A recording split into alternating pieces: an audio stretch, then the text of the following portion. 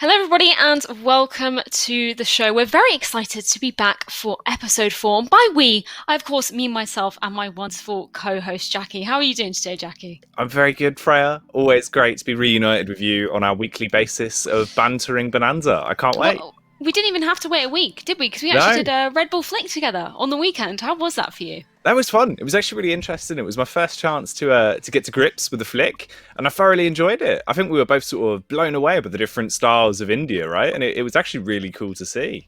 Yeah, it was awesome, especially seeing, all the other regions take it on. Totally different style of play, as you said. After watching that, do you have any favourite maps from Red Bull Flick? Oh, I think Himalaya for me was the big one because it was so aggressive, right? It was all about the Novas, people just running riot with Tech Nines. It was amazing. I think that was the soft spot. That's where it got me.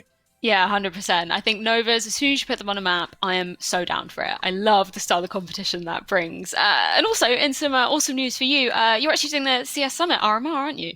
Yes, yeah, that's been announced today. Obviously, me and STO are going to be covering some of the action there on the B stream. It should be fun. And also, a little hidden Easter egg for any eagle-eyed viewers. Jak3y, who'll be up on the show later on tonight for us, is actually doing some of the observing for that as well. So we get the trio. Yeah. Awesome. Well, I'm thoroughly excited to see you guys take on the challenge. It's going to be awesome to watch indeed. And of course, as you alluded to, our topic for this week is, of course, observing in esports. And it's an interesting topic as well, because it's a world that, for me, I haven't really sort of stepped into at all. It's incredibly complex, isn't it? And I feel like I have so much respect for observers, especially after we took it on ourselves. It was tough, for me at least. How did you find it? I think I did all right. I'm pretty sure I did relatively okay, at least on the first clip. Obviously, we'll keep it shrouded in mystery. Yes. But I can't wait to see. I'm very excited. I'm kind of scared. As soon as you entered the team speak, you were like, I think I've done pretty well. So I'm kind of scared I'm going to get shown up by you, Jackie. But you know what? It's all in fun and games. And you know what? I think I found something that might be my new hobby. Maybe one day you'll see me observing esports. Probably not, though. It's a little bit too tricky for me. But as somebody who's a caster as well, how important is observing to you in terms of actually being able to relay the kind of story of the game to the viewers at home?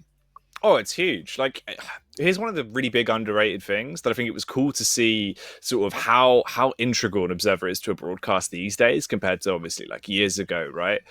When the RMR event was going on, obviously with ESL, people were just like, we need an observer. We can't understand the storyline. Obviously, you can't follow it as well unless there's these professional observers that we've got in our scene that are here for a reason, because without it causes way too much of a disconnect for the commentators and for the viewers, because obviously you're not really getting that bigger picture. It's almost as if, like how the desk host controls the show for like the analysts, right? The observer controls the show for the talent. He's the one that guides you through the action, that shows you, obviously how the game's developing. It's a hugely important role. It does affect the cast a lot, obviously, if you've got an observer that isn't as good as maybe you used to. Yeah, exactly. I think you kind of touched on a point there. They're definitely the unsung heroes of esports because when they're doing their job properly, you almost don't even notice that they exist. It's only when it's not being done correctly, as you said, you're kind of missing crucial kills, that people sort of realize, oh yeah, there is somebody, a human behind this, actually observing the game. So yeah, massive props to the observers. And of course, we're going to be getting a huge breadth of observers coming on the show today. And I think it's about time to get our first guest of the evening on. It's, of course, Sliggy.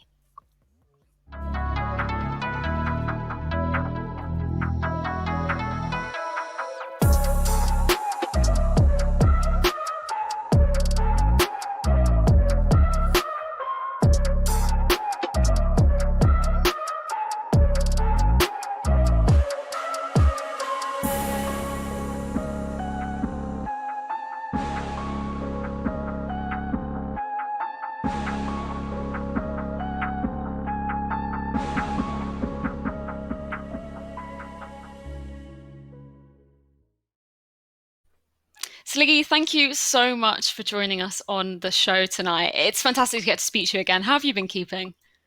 Yeah, I've been doing good. How are you guys? It's good to see you all. It's good. been a while. Yeah, it really has. I feel like now we're not on lands. We sort of barely see each other's faces at all, but it's fantastic to get you joining us as well. And for anybody that isn't familiar, obviously Sliggy is a Counter-Strike observer, but as your intro video, as we kind of alluded to in that, you've also sort of stepped into the world of Valorant, haven't you? Yeah, it's quite exciting. It's just kind of what you're saying. While there's no LANs right now, that's like my passion, like LAN events and having like the crowd and everyone screaming to it. So while that wasn't happening, I thought I'd try something new, and it turns out I really like it. Yeah, and it's been going incredibly well for you guys. Fish123 obviously being sort of one of the most, if the not most dominant team in the world right now. What's that experience been like? That's really good. Right. Yeah, to be Oh, I think we might have a little bit of an internet issue with Sliggy, but we're going to try and reconnect him. But you know what? He's left us with a lot to talk about that because we actually, weirdly, we haven't really talked about Valorant at all on the show so far. And it's an interesting world coming into it, especially it being an emerging esports scene. Having it to come out as, you know, a proper esports scene right now in this current situation, it's hard, isn't it? Because there aren't those LAN events that we've been talking about. It's kind of weird to see how it's been adapting, right? I think it is and it isn't. It's also one of those where it feels more akin to like obviously how things used to be, right? Where like we only did kind of online events, LANs were more saved as like a big feature, right? It was like you know, you had your first meal, you'd build your way up to the LAN that was like the huge dessert. So I think it kind of works. It's also a lot of people are at home, especially like the target like demographic for people that would be aspiring to be professional players, right? They're not really out and about. They're at home. They're consistently being able to just practice and play the game. So it probably worked out in like a weird way. It probably kind of actually fit the bill for like the perfect environment for these players to just grind the game. Yeah. No, I actually totally agree. I hadn't thought about it like that either. And it kind of feeds into that sort of the more organic aspects that we kind of talk about with esports scenes, where suddenly there's a new game out and sometimes it's kind of thrust into the spotlight and all this money's put into it when the viewership kind of isn't there and the player base, as you were saying, kind of isn't there. So yeah, I do actually totally agree with you that it's nice that the players can kind of have that sort of environment to practice in without the pressure of travel. It's pretty interesting to see. But I think Sliggy is back on the line. Internet is fixed. Maybe. Fingers crossed. You know what? Maybe. We can only hope. Honestly, it's been like since coronavirus, it's been an absolute nightmare this time out. So hopefully, I'm with you for at least a little bit. I mean, you're sounding better already. That's good. Sliggy. Yeah, no robot. Where were we? We were talking about your journey in Valorant with Fish123, right? So, oh god, I really hope I'm not lagging now. It's just a really good Autobot impression. It's fine. Yeah, this is where I should have learned sign language. No, but yeah, it's lagging too much. I think I might have to. Oh no, I think he's gone again. Oh, heartbreak for Sliggy. Yeah, his camera's frozen as well. It's coming in intermittently. You know what? This is what we experience here, Jak3y, right? This is esports. To be fair, I mean, like, you know, all things considered, Sliggy currently is on the International Space Station. Like, he's a busy man. It was the only way it worked out for him to be able to observe all around the globe. So it does make sense. Well, hopefully we're going to have him join back very, very shortly. And it's kind of cool that we're going to be able to speak to him a little bit about Valorant as well. Have you been playing it a lot recently? Have you kind of dipped your toes in since the beta and the launch?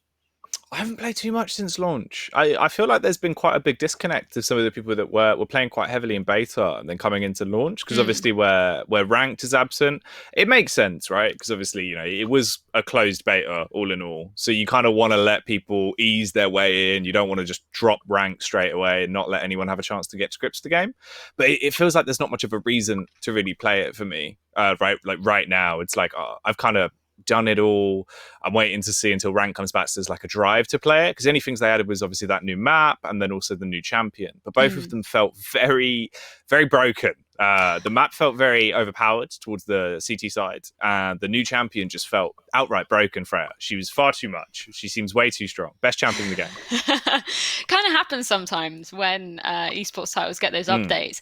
Always makes me think of when they brought the bloody revolver into Counter-Strike. Oh, yeah. That was awful. I remember on Dust 2, I think it was at the same time they like rejigged the ranks as well, so it was totally broken. But I remember on Dust 2, when you spawned, you could buy a revolver because it was like $500 or something. You could go to mid, kill somebody in mid, and then you can go back and like buy an MP7 or something ridiculous on the first round of a game. Yeah. It was so broken. How did that go through?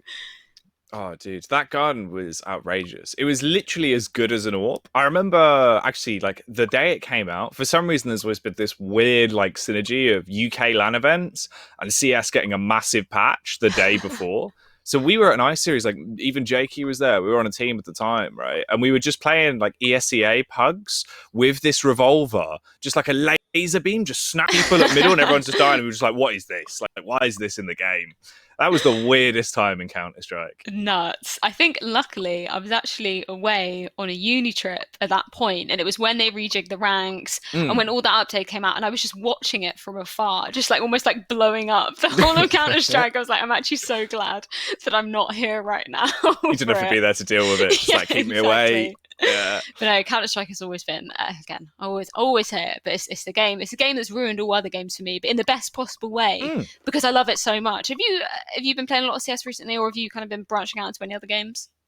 I've been dipping my toes back in CS past couple of days. Been playing a few games, played a couple of gathers. I've just been sort of, you know, playing it again for a bit of fun. Thing is, I'm like you. It's hard, right, to obviously find other games that really grab you as much. But I've been playing the odd bits and bobs. I've been seeing what's around. I was trying to think of what else I've been up to gaming wise. Still playing a bit of Gunfire Reborn, which is like nice. the One Life Borderlands-esque game where it's like a roguelike, right? So you only get one life when you die, that's it. But the gunplay is really cool because it's basically just got like loads of different guns. They're all super unique, and it incentivizes you to obviously change guns throughout the game. There's like different difficulty levels. So I've been playing that with like a group of friends and giving that a go. So it's been pretty good. Been fun. Yeah, fantastic stuff. And you know what? No time like the present. And speaking of the present, Sliggy's back. We're going to give you one more try, Sliggy. Is your internet okay now? It's third time lucky. I don't know. I've reset it. Like, that's all I can do. It's out of my hands. Well, I've tried everything. Let's fingers crossed. It's looking okay. So, yeah. I mean, I hope this doesn't happen when you're coaching, when you're mid-round. That wouldn't be good, right? Honestly, it's been all right. It's just when I try and do stuff like this, it seems. So, yeah, it's not too bad. The timing isn't the best today, but yeah, it's been all right. Yeah, Valorant. So, I think we're on. Valorant, yeah. Talk to me a bit about it. Yeah. Yeah, it's good. It's a change of scenery for me. It's something new. I've always wanted to do coaching, and I think like a new game where I can innovate as much as I want to is like perfect for me. So yeah, it's really fun. It's really enjoyable. We've been doing well, so that helps. Yeah, it's just something new, really, to keep me busy. Yeah, that's a really good point as well. Did you kind of, obviously it had the sort of base for access for Valorant. As soon as you saw the game, you started playing it, did it kind of instantly hit you that this was sort of a game that you wanted to delve into? And where did the kind of opportunities come from for you to start coaching? So I was gonna be a player, and then I kind of came to the realization that maybe that wasn't for me. I think I'm lagging again. A little bit. We can kind of make up words, so. Oh, he's gone into the AFA. He's gone. Is he back? Okay, I think we're gonna have to suck it up.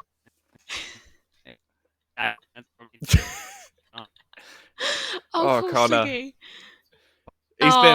He's been absorbed into the AFA again. I'm heartbroken. I had so many questions for him, you know, like it's weird because it's an esports scene that I'm, again, not particularly familiar with. And I think it's kind of, it goes to say for the whole community, because as you were saying, there's not really that sort of like stable esports community that's been built yet. But I think that's what's really exciting about new games coming onto the horizon and kind of shifting the entire esports landscape, because we actually saw CS bring out a load of updates after Valorant's launch. It was really interesting. Well, it's also crazy, right? Because I think that's sort of one of the things we were speculating about even back at like week 1 of this show, right? Which was like, what, 5-6 weeks ago now? And we were kind of just debating like it can, in reality, only be positive for CS because it should cause that like natural growth of like, there's another competitor.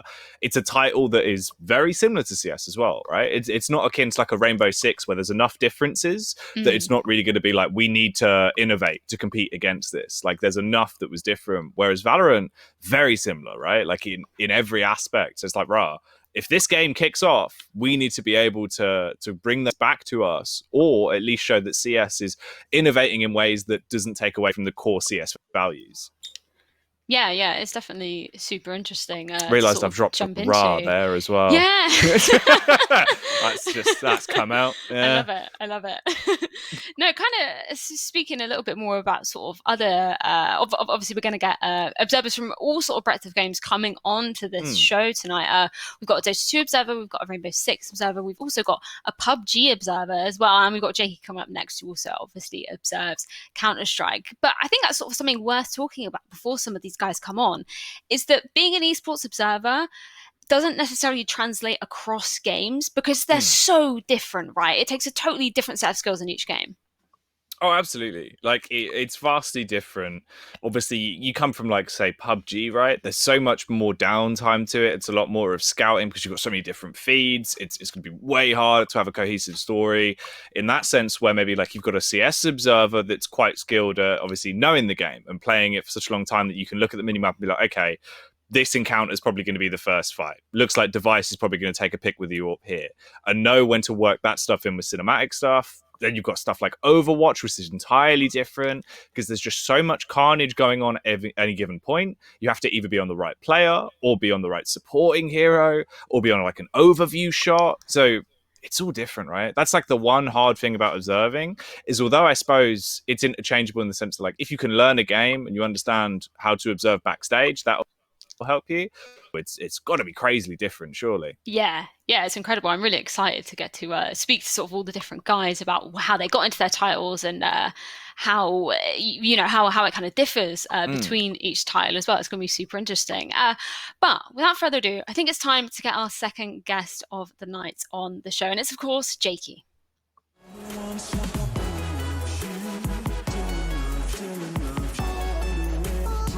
We've all been there. A hollow fist bump towards the end of that one, but this is the opening frag. Tarek straight through the half wall, took down Rez. There's a broom, a cheeky one. Bloody knew it.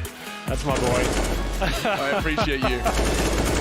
He knew there was a broom. I know it's terrific. Gosh, look at There it is. Flame F's your detriment. Look at that nade. Oh, are they both? Is it two nades there? Yeah, they've got two HEs. There is, and it's onto the default box. Oh, that is wow. amazing. Bomb is dropped. There's 10 seconds. They have time to recover, but they lost two, and RPK is winking. What a strategy. Thank you so much for joining us, Jak3y. It's an absolute pleasure to have you on the show. And I think the last time I saw you was at Flashpoint in LA, right? What have you been up to since then?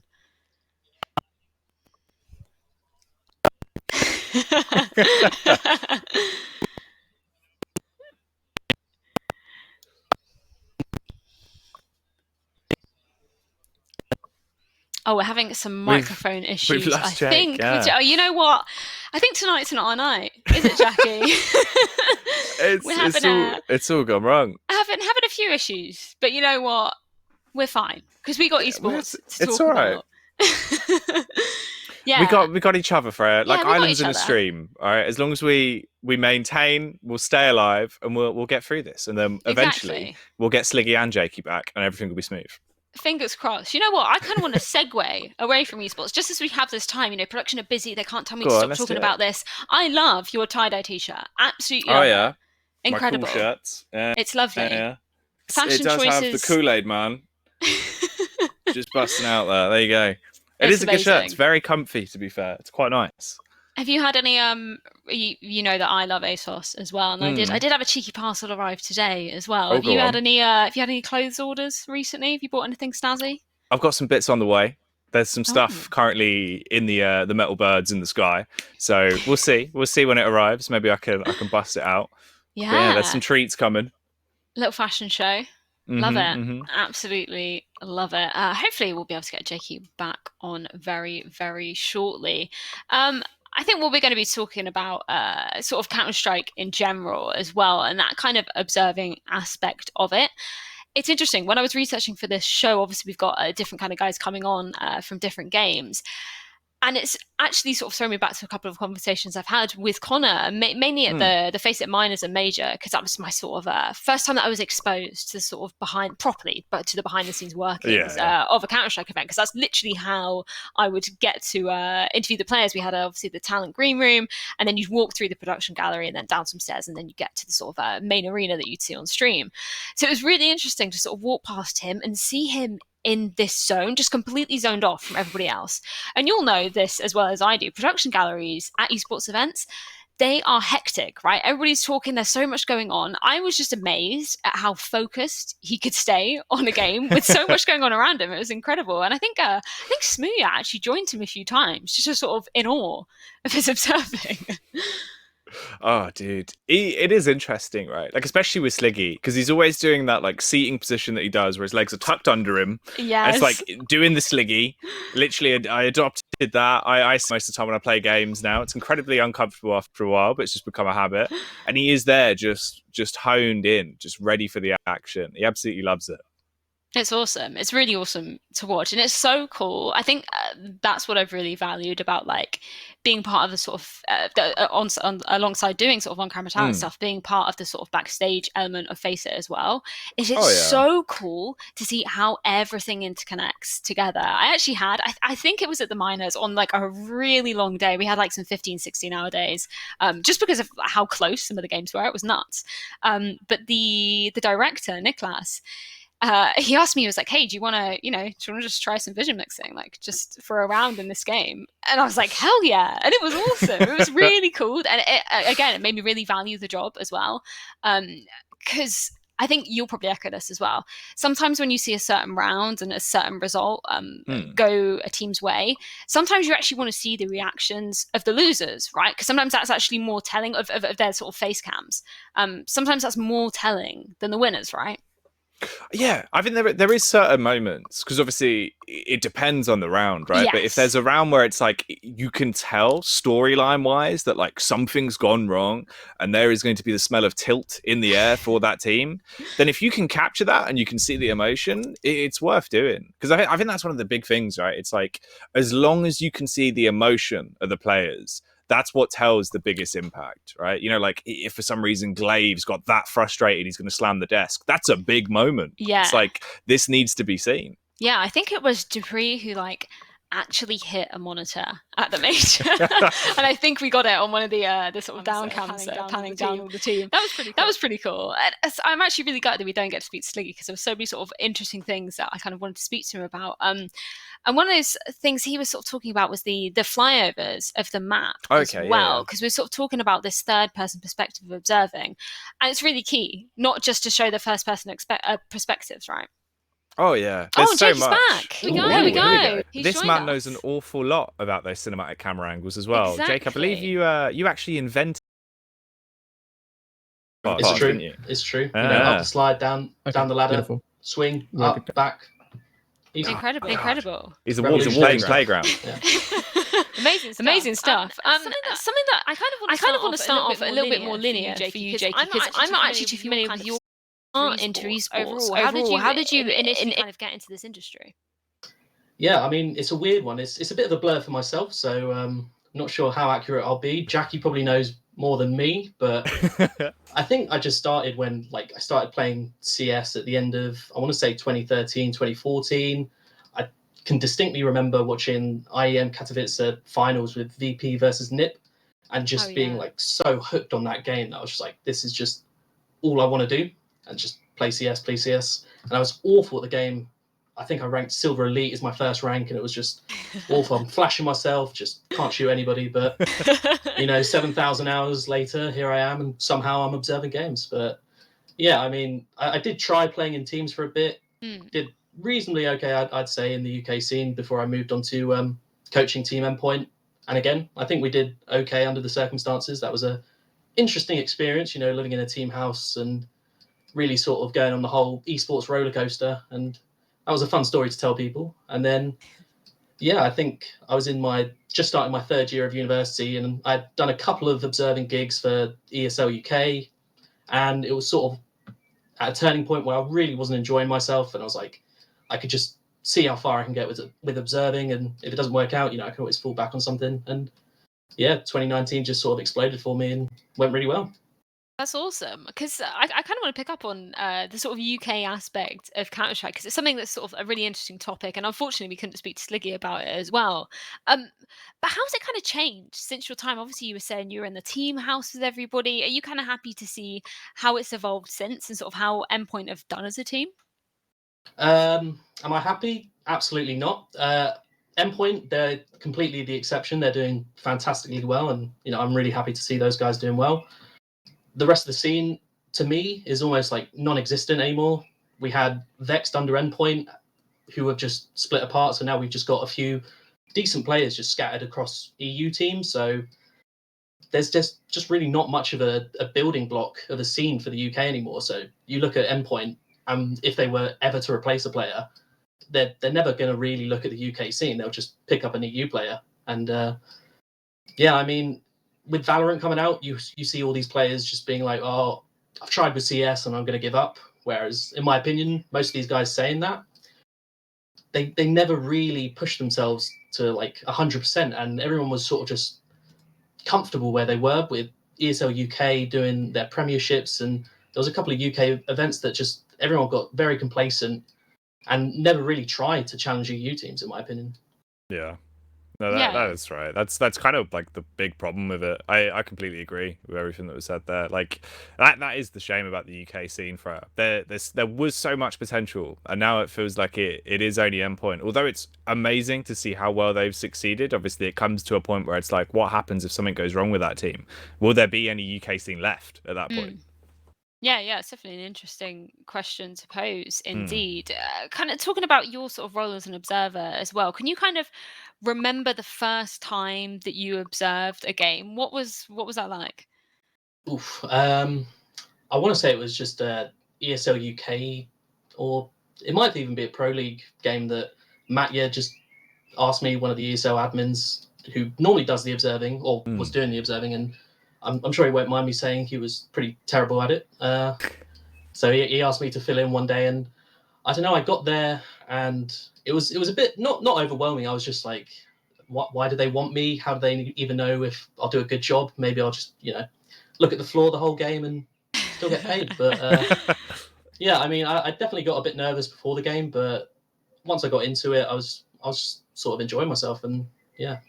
Yeah, was there anything particularly about it that kind of hooked you onto that role in particular? As you were kind of saying, you sort of tried a little bit of playing the game and then coaching, and obviously a little bit of commentary as well. Was there something about observing that you were just like instantly hooked with when you did that? Yeah, it was definitely when I started observing some of the better teams in like some of the online Pro League games, when you'll watch Fnatic versus even a team like Windigo, which isn't too exciting on paper, but just watching like players on that Fnatic team moving about the map and doing their thing, it's just so gripping for me just to be able to follow them around and being like, oh, they're doing this, and oh, I've seen that before, I know what they're about to do here, and all these small like minute details that you pick up, and like every team is different. It's just so much fun. It's hard to put into words, really. Yeah, that's interesting to hear sort of from the horse's mouth. And we've actually got a couple of clips, some of your proudest moments of observing. I'm actually really excited to take a look at these. I believe the first clip is Astralis versus Liquid. I think this was at ESL Pro League. Can you kind of walk us through what's going on in this clip and why you decided to sort of put it onto certain people's perspectives, rather? Sure. I think this one's actually from Cologne, the quarterfinals. Okay. And for me, that was like such a huge moment because it's such a prestigious event, and I was doing the quarterfinals, I did the finals as well.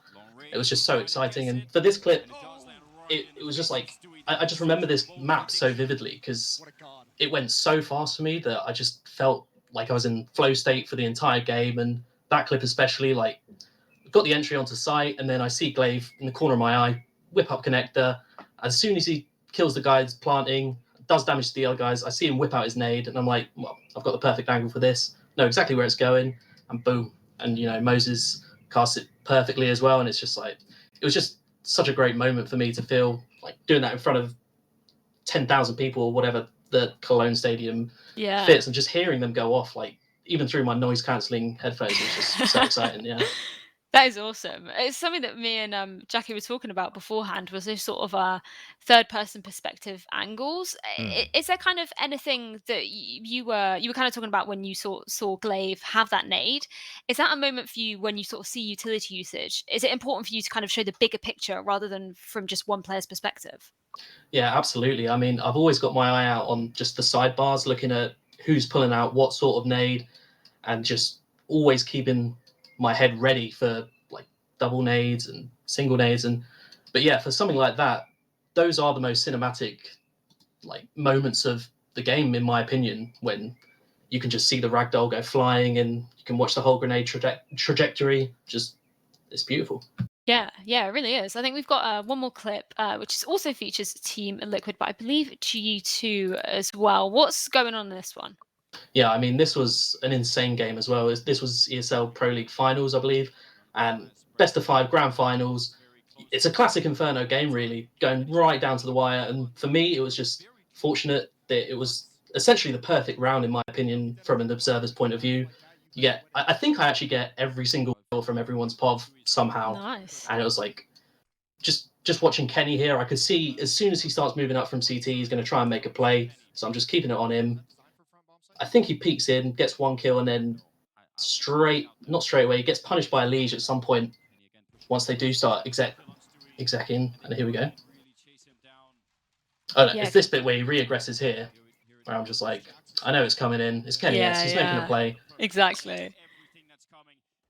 And I think if he got this kill, you know, we're going to a fifth map even. And there we go. Liege gets that. Jak trades him. I'm on shocks. I think Anders here is he's calling that the game's over. But I see it's twist in the 1v3, and he's been having an insane tournament so far. So I just about get him on it before he kills him. And the one thing I would do differently here is I'd turn the X-ray off.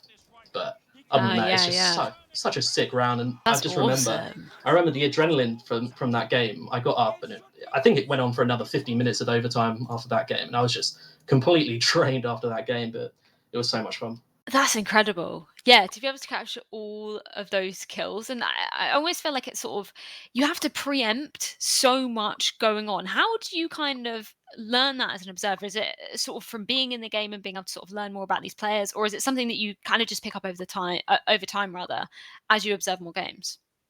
Yeah, I think it's a bit of both. It's definitely like experience and how much Counter-Strike you actually watch. But like I said, I've got almost 7,000 hours in the game, and when I was coaching Endpoint, I was watching loads of demos, and I still watch some demos in my spare time now. So you can sort of predict how things are going to play out, but obviously it's Counter-Strike, anything can happen. So you're going to get unlucky from time to time, which is why you see kind of crazy mistakes, or not really mistakes, just crazy things from observers where maybe they'll go on the guy that's literally behind someone. He's got his back turned to him. There's no way he's going to kill him. But you flick to him and the guy just spins and kills him, and you flick to him just as he's died, and it's just like, how has that happened? It looks awful on stream, and you just want to sort of sink into a hole and not come out. But yeah, it's mainly just experience really, and just how I feel the game sort of progressing, and just eyes on the minimap. Did you notice it becoming easier as well? Because obviously there was a period where you tried your hand at IGLing for a while in the UK scene, Jake, and you did quite well, right? Obviously with the ZenX roster. Did you notice as well in that time where you were doing both and you were playing a lot more and observing that there were crossovers where you'd notice more things you could incorporate into your game to improve as a player, but also you'd notice things from playing that would come into observing, and you'd be like, okay, I can capture it from this angle and it would look quite nice. Yeah, absolutely. I mean, I think Sliggy would attest to it as well, since he's played at a reasonably high level, that once you've played at that level, you do sort of understand the game a lot more, and you can see things happening just almost before they happen. I'm not going to go that far and say I'm psychic or whatever, but no, when I was IGLing, yeah, for sure, a lot of like the defaults and strats that I was using, I'd just pick up from pro teams that I'd watched and go back and study, and yeah, it was quite helpful actually. Have there ever been moments where, because as a sort of avid viewer, but before I was doing any sort of on-talent work for Counter-Strike, there are points where my jaw has literally just hit the floor and been like, I've been mesmerized by a play that's happened because it's just been so nuts. And what I think I respect so much about observers is you kind of have to ignore those feelings and just go on properly observing the game, giving other perspectives as well. Has there ever been a point where something has happened in a game and you've just been like, oh my God, and taken a few seconds and then been like, right, wait, I have to get back to actually do my job in this game? Yeah, absolutely. I can remember a few moments just from that G2 Liquid game where I was sitting there doing it and watching it play out, and after the round, I'm just like, I've got my hands up in the air, looking around the room, like, has anyone else actually just seen that? That was insane. But yeah, I mean, I do definitely shut myself off from that, and games a lot of the time just sort of blur together. And if like, even if I observe around and I watch like every single kill happen from my POV, if you asked me to like just repeat what's happened in the round, I probably wouldn't be able to tell you, just because I was just focusing so much, and it's sort of just like staring at the minimap for me. So even though it's happening in front of my eyes, I sometimes miss what's even just happened. And yeah, that's actually a really interesting point as well. For anybody who's sort of not that familiar with observing, which I imagine sort of most fans who were just watching CS and haven't, been behind the scenes of production, they probably don't actually have any idea sort of what the technical aspects to it is. Can you sort of talk us through like how your setup is as an observer, what kind of hardware you use? Yeah, well, it's always a little bit different between which like tournament organizers doing it. So with Faceit, they like to give the observer complete control, like Sliggy. It's a one-man job, and obviously we've got replays to fill the gaps or whatever. But that in those sort of setups, the one observer's doing everything. He's doing all the cams, all himself. With ESL, for example, they've started bringing in in-game directors to help out with that. So for me, it's mainly they'll do some cinematic angles of players setting up and players in spawn and moving around, and I'll just focus on the POVs. And in my case, I'll focus on getting the nade kills and everything. But with the technical aspect, I mean, for me, it's as simple as just having a keyboard and just the game. A lot of observers have double monitor with the map full screen, which I mean I have used, but I personally find it easier just to watch the mini-map in-game. That's just a preference. And I do have a stream deck as well, just to get some extra cams, just to spice it up. But mainly it's just the keybinds on my keyboard that I use. Because I think what's interesting about you as well, Jake, is obviously you spent a lot of time focusing on like the LERP 2s in game, right? So obviously like your cameras with the fly throughs that you do, you have a lot of them that are quite finicky to actually make because you physically have to do them in game. They could be quite a pain. When we see other people that try and do stuff with like Half-Life After Effects, right? That's not something you really branched into, and you've kind of got to a point where you've mastered that, man. Some of the cams you've pulled out are ridiculous. How long did that take you to actually get to grips with those?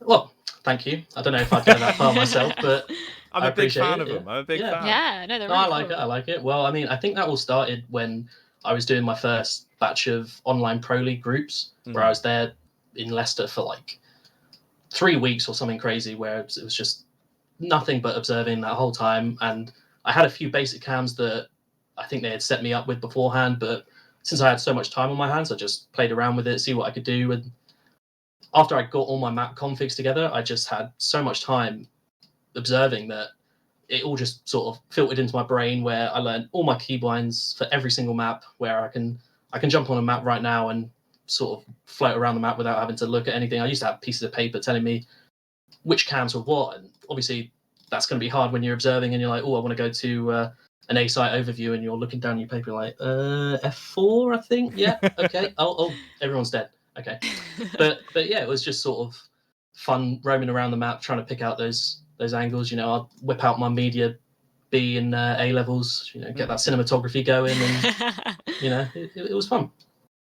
Yeah, it's awesome. It really does bring out the sort of some of the extra narratives behind Counter-Strike as well. And I think we've all sort of watched Counter-Strike for such a long time, and it's been awesome to see how the observing has kind of evolved in it. It's really awesome. We love a challenge here on this show. And Jackie, we've been a bit cruel, haven't we? Because we've kind of put them on the guests most weeks. We have. But this week, we decided to take on the challenge of actually observing 2 rounds each of some of the most incredible plays in Counter-Strike history. It was a lot harder than I thought, and we're actually going to get Jakey to critique our observing. So I'm just going to preface this. This is the first time I've ever done this, so don't laugh when you get in and I've just missed all of the kills. No, it definitely won't be that bad. So let's get my first clip up and let's have a run through this. It's Astralis versus Team Liquid, round 26 at the Faceit Major. Judge away, Jakey, judge away. Yeah, well, it was a beautiful opening, starting in the floor. That's always fun on Inferno. Just going to move my picture out of the way so I can actually see the map. But, I mean, it's unfortunate if you missed the first kill. I think that was actually straight through the banana smoke, so there's not too much you can do. And, again, it's like, that's just unfortunate that he switched the device, but he is sort of walking through a smoke, and Elige is always going to have that fight. Here, that's fine, going on the CT. is probably the safest thing you can do in these sort of situations. Yeah. Because, you know, you pick a T player, and if they're not trading, then it just looks awful. If you're just flicking terrorist, and everyone's just getting murdered, and you just missed someone getting a sick 3k on site or whatever. This was the point where things got really, really hectic. Mhm. Like, I genuinely did not know what was going on. You can just see, you know what? Like, I've just missed the numbers. Why am I even going on that guy? Completely off the site. But I do see what you're saying about sort of the CTs being a bit safer to sort of stay on. Yeah, for sure. And I mean, those sort of situations where there's like three fights happening at once is just, it's so hard to sort of pick what's the most important one. You sort of just have to do it in the moment and go with what you think's best. And maybe if you're already on that guy, you stick with that guy so it doesn't look super janky. But yeah, I mean, other than this, I always appreciate seeing what the CTs are doing initially, but obviously you're always going on the guy in the clutch. And I mean, even when he's low, I'd always favour glaive, just to see if he does something completely insane. And there we go. He's already got the first one on Taco, and it's like does here. I do confess, I but do that was remember fine. this round. We did see it, so it's all right. And yeah, this is fun as well. Switching between them it is a real kind of like cat and mouse scenario. And there you go. Glaive got the 1v2 in the end. There so we go. Even on 1 HP, you know, Counter-Strike's a crazy game. Nuts. Yeah, I do remember this round from the major. As soon as it got onto B site, and I was like, okay, yeah, I know exactly where this is going. So a little bit of cheating there, but that's all right, because we're going to go into clip number 2. I can't. Was this G2 and Complexity? I think for this one.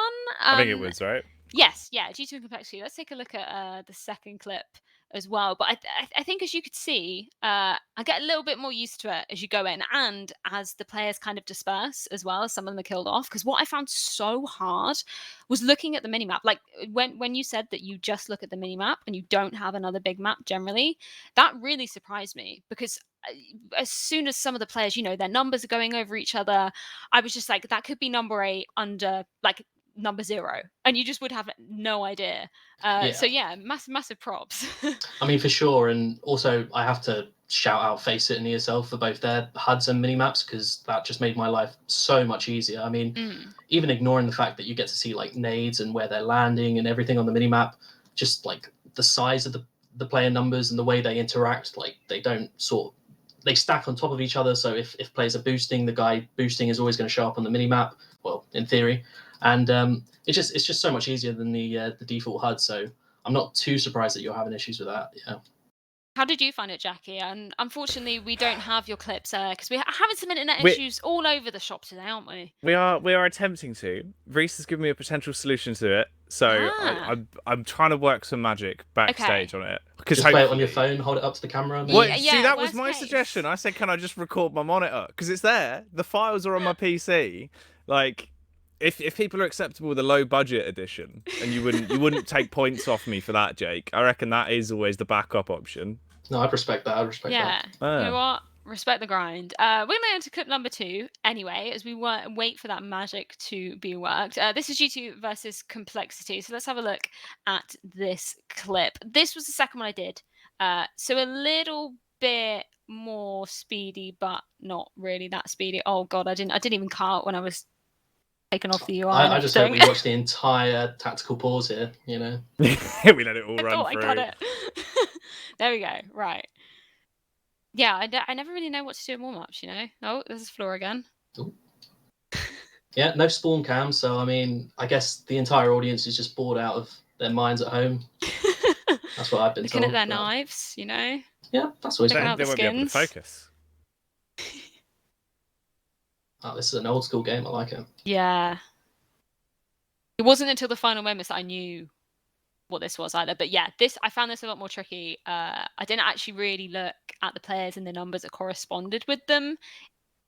Firstly, which was definitely a mistake, because I looked down at my keyboard and then they were dead.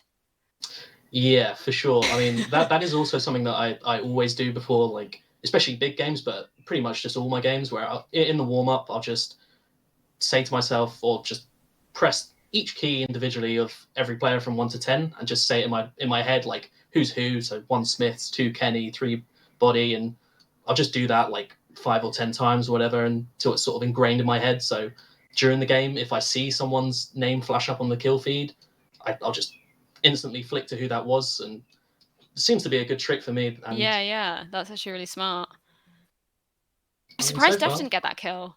I Yeah, thought I mean- that was his. So far, we've caught everything. Shops this is does the go off problem. here. Yeah, Shops gets a 1v4 here. Yeah. And I'd say we just about caught that first kill, so it could have been I'll allow earlier. it. And there you This go. clip was It's nuts. disgusting. And then I did the thing where I got so shocked. Andrew actually did that I just left him. Just left his dead body lying there. Yeah, that's always fun, just for dramatic effect.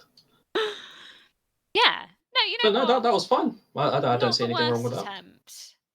But I Right. think That's it's different when obviously you guys are doing this live, and sort of maybe 2/3 of the way through I was like, okay, I do kind of know what happens in this clip. So yeah, live would be totally different, but it definitely made me, if I didn't respect your guys' job already, definitely made me respect it more, because it's just so tricky to, in those hectic moments, not just get fixated on a player and be like, oh, I actually really want to see what this guy does, because you've really got to be switching between the players, but also not too quickly, because that's something that I've seen and it can be really jarring, right?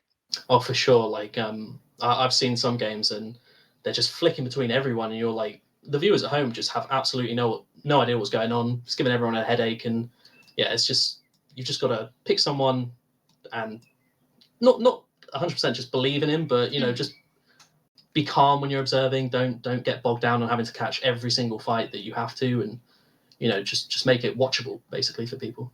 Yeah. Well, hopefully, Jackie, we can get yours up at some point. I think we should be able to. I'm Okay. trying something now. Awesome. Reese knows the score. If we get the go-ahead, then we should be all right. So Awesome. Well, we'll eagerly wait for that. But I kind of wanted to ask you as well, do you think there are any particular attributes that go towards kind of making a good observer? Is there any kind of things that you have sort of within your own personality that you're like, actually, that makes for me being a really good observer? Ooh, that is a hard question. Yeah, because I imagine there are a lot of things, but like, sort of concentration levels, things like that. Yeah, I'd say reaction times. So that's why it's always handy to be like a ex-player in that sense. I don't know. I mean, I wouldn't say I'm anything. I have anything that's special that makes me a good observer or whatever. But yeah, just commitment to the game. Hanging around long enough that you get the experience, and just sort of sticking with it, and yeah, just trying to find a couple of new ways to innovate and make it your own, sort of put your own little signature on things. And yeah, I really can't think of too many like attributes that I'd have that make me good for an observer. But yeah. No, that's cool. You just kind of talking about your signature as well. Do you feel like you kind of have a signature style as an observer? Is there anything that you do particularly? We were kind of talking about the cinematic shots, but is there anything else that you think that you sort of focus on particular as an observer that sort of makes your style kind of notable? I suppose so. I'd say with the cinematic cameras nowadays, I think everyone has really caught up. So everyone at the top is at a pretty similar level. So I'd have to rate like the top three above me, probably Rush, Sliggy, and Prius, and they've all come like really far with upgrading their cams. And like Rush, especially when I was watching him do the Road to Rio, he was whipping out some changes on the FOV and watching players run out from spawn and get to their positions, throwing their nades, and it was really nice to watch. Like it was the first time in ages I've sat and watched a CS stream and been like, this is really nice, because sometimes I get pretty triggered from watching other people observe. Yeah. It's a horrible thing to say, but it does sort of trigger me when they're not on someone that I would be. But to each their own. And but apart from that, I do, in my opinion, try to focus heavily on what's going on with the utility side of things, because we've seen teams like Astralis completely revolutionize the game with how they use their utility to really sort of make that small difference and win games. But other than that, I'd say it's just about how I'm feeling during the game, and it's not too calculated what I'm doing. It's just sort of going on feeling. Yeah, and I imagine it totally differs sort of game by game. I think it kind of goes for sort of every aspect of, sort of from production crew or to on-camera talent to observers as well, because there are so many different storylines going into each game as well. And that can kind of depend or, change on what you pick up as somebody who's part of that broadcast. I think it's super interesting. And kind of on that note as well, You sort of mentioned Astralis there, and the way they've kind of revolutionized the game almost with their sort of utility usage. Do you have a particular favorite team that you like to observe, or is there a particular kind of style of team for you?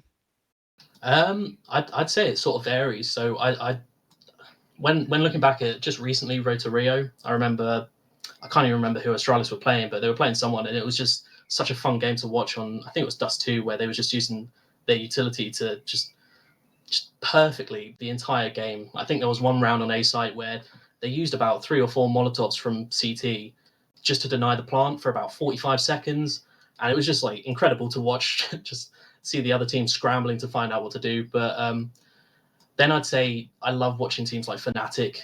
I just remember a Fnatic versus EG game back in Turkey in Star Ladder Season 8, I want to say. And it was just the most bonkers game I've ever seen. It was like just balls to the wall, throwing everything at each other. You've got people sprinting into connector within the first 20 seconds of the round, and it was just absolute mayhem. I'm like trying to just about keep up with them myself, and it was just, it's so fun to watch games like that where players are doing absolutely crazy things. Yeah, it must be really hard as well for some of those kind of more hectic games that come your way. Have there ever been moments where you're just like, I genuinely don't know what's going on? In this particular round? Yeah. I mean, Nuke especially will always deliver some of those moments. Like, I think there's a pretty good clip of some of my observing on the CSGO Reddit, where I think I flicked to everybody that died on the Nuke upper bomb site when there was an execute. I was just flicking from one person getting traded, dead. And obviously that's a gold mine for the chat. But yeah, there's certain moments where, like, with those sort of explosive teams where things are happening on one side of the map, you're like, well, there's like 7-8 people fighting here, but in the corner of your eye, you see one terrorist slip out through the B bomb site and he's walking behind everyone. You're like, I didn't even notice he was there, but hopefully you get to him in time. But yeah, there are definitely some crazier teams than others, and it does get a bit difficult for sure. Yeah, I also wanted to pick up on Nuke actually. It's a sort of interesting one in terms of, you know, the sites being on top of each other. Has that ever thrown you off? You know, before we had the maps where it would show the separate bomb sites, has that ever kind of thrown you off as an observer? Has that sort of thrown a curveball at you?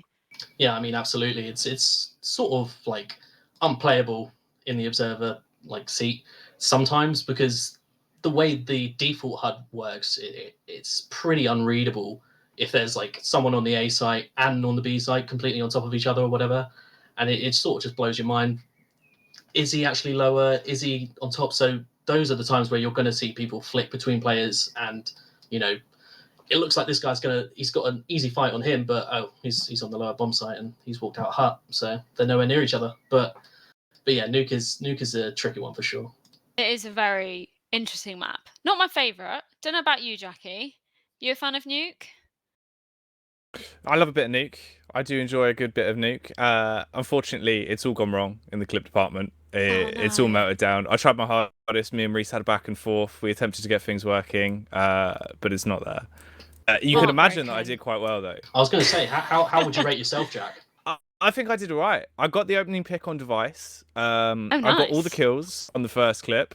I managed to knock that one down. The second one was a bit messy until I realised that Shox was just going to bang everyone. And then I was like, right, we're safe. I'll just stay on Shox and we're good. But yeah.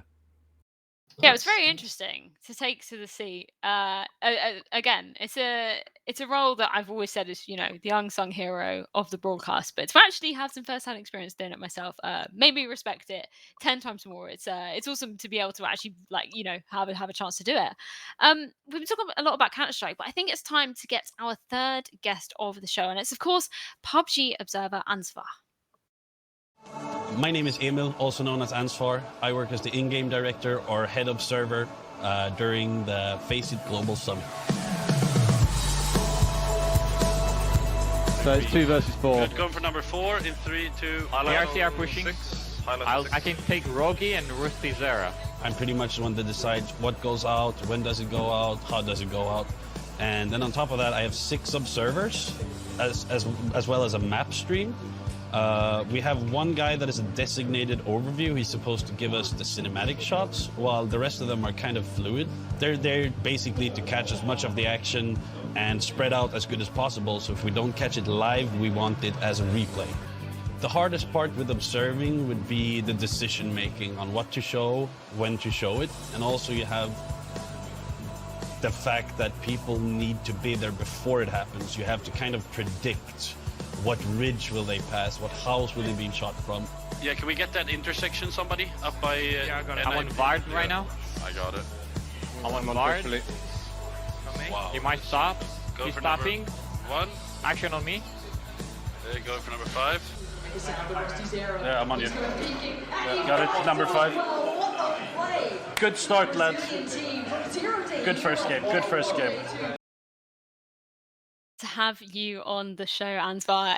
It's been a minute since we've seen each other. It's been over a year since the PUBG Global Summit. How have you been keeping? Oh, it's been good. A bit slow now the last few months, of course, with everything happening. But yeah, it's been good. Good stuff. I'm glad to hear it. It was awesome actually being able to be a part of a PUBG event as well, you know, and it's sort of in more of an infancy as a title. How have you kind of seen the PUBG scene sort of grow and evolve since then? Because I know there's been a lot of events going on. I mean, it's been kind of up and down. I don't know really where we are today. Like, the scene has been very nice, but at the same time, you have viewership, and then you have, you know, timing, you have rule sets, you have everything kind of dragging it down to a certain extent. So it's, but I mean, I'm a positive guy usually, so I hope for the best, of course, always. But I don't know. We'll see where it all ends. But I'm hopeful. I think there's interesting stuff to show in battle royales overall, and specifically in PUBG. So I'm hopeful for a little bit more, at least. Yeah, I've totally echoed that. I'm a massive fan of sort of watching PUBG, especially sort of being thrown in to the world of it. It's a really interesting game to watch, and I imagine, you know, the observing team totally different for something like Counter-Strike. Jakey, you were kind of talking about potentially having a couple more people observing some CS games, but Ansvar, it's very different for you in PUBG. You've got multiple observers going on, and for good reason, right? Yeah, I mean, of course, there are smaller events where we solo or even duo it. But for the biggest events, we've had me as the in-game producer, and then I had 5, 6, or 7 observers next to me on top of a standalone map that I could see at all times. So the teams, I mean, it goes down to like the communication. Most always, people always ask, you know, what's the secret and whatnot. And it's like just good communication. It's like give your information in 3 words, not 10. And just keep it to a minimum. Don't react to plays, you know. So it's more on that end that the hard part comes, like people actually being able to say, "Oh, I'm on something interesting here," without clouding the entire comm system, so to speak. Yeah, I kind of didn't really think about that in terms of, you know, there's so many people sort of observing different elements of the game, and actually being able to relay that to you and for you Yeah. to choose which clips you kind of show. It's actually really interesting to think about. So was the Global Summit actually the biggest team that you've worked with in terms of an observing team? Yeah, I've had one event where I've had the same size of the team, but yeah, that was the first time. And then we were supposed to be 6 observers, but Faceit was nice to give us like a guy that was gonna run for us, just run, get us, you know, snacks and stuff. Oh, But I is that decided, Ryan? yeah, exactly. Yeah. But I That's just- amazing. But I asked him, I was like, is it okay if we get this guy? Because he was kind of decent at what he did. Like, he just sat down. I was like, okay, this guy, we can use this guy. So we actually got okay to use him as an observer. So all of a sudden we were 7 observers, and then me in-game producing. So that was kind of random and pretty fun, actually. That's awesome. I mean, speaking of the Global Summit, I believe you've actually got a couple of clips of yours. I think the first one is from the Faceit Global Summit. And if I have any guesses at what this clip is, it's the nade clip, isn't it? It is the Nate clip. It was incredible. Can you walk me through sort of what was going through your head when it was happening? Like what kind of preceded this moment for you? Like, what we don't see in the clip when we go into it, because I couldn't find a good one, was that before this, we were following this guy crawling behind this team for a good minute or two. So we had this built up, and you can actually see us just jumping away to show like single kills, like team got wiped. But the storyline was so tied around this moment happening that we were just sitting there hoping that it was going to happen, because otherwise that would have been 2 minutes following a guy essentially just crawling in a shooting game. That's a big investment, definitely, especially in PUBG when there's so many players. Take the shot. He could go for the grenade. What's he gonna do? He's just sneaking up back behind it. Is this gonna be the turning point? Can Captain come up big? It's gonna land right on their feet. You know what we said exactly during these moments when the nade hit? I can't recall even, because everybody was just screaming and there's like, okay, yeah, calm down. Where's the other guys?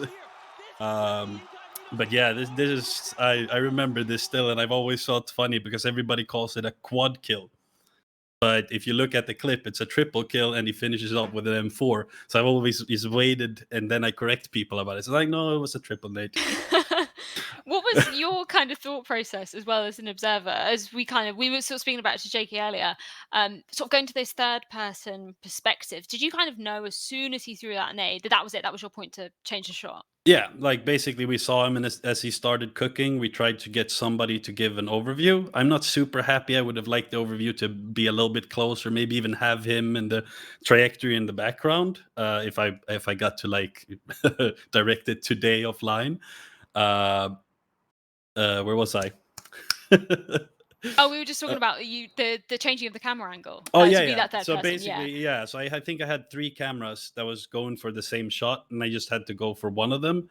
And then even afterwards, they were fighting around about who made the right call or who had the right shot and stuff between the observers.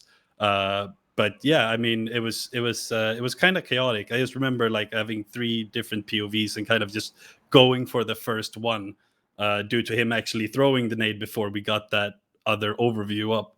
But yeah, I mean, it's hard to say what goes through your head, because in PUBG, it's always, you have to be there beforehand. You have to, expect this fight or this kill to happen and believe in it. And then sometimes you'll get, it might even be the 2 people that you are focusing on. And then a guy comes from 300 meters away and shoots from the side. And then that entire clip would have gone just down the drain. Yeah.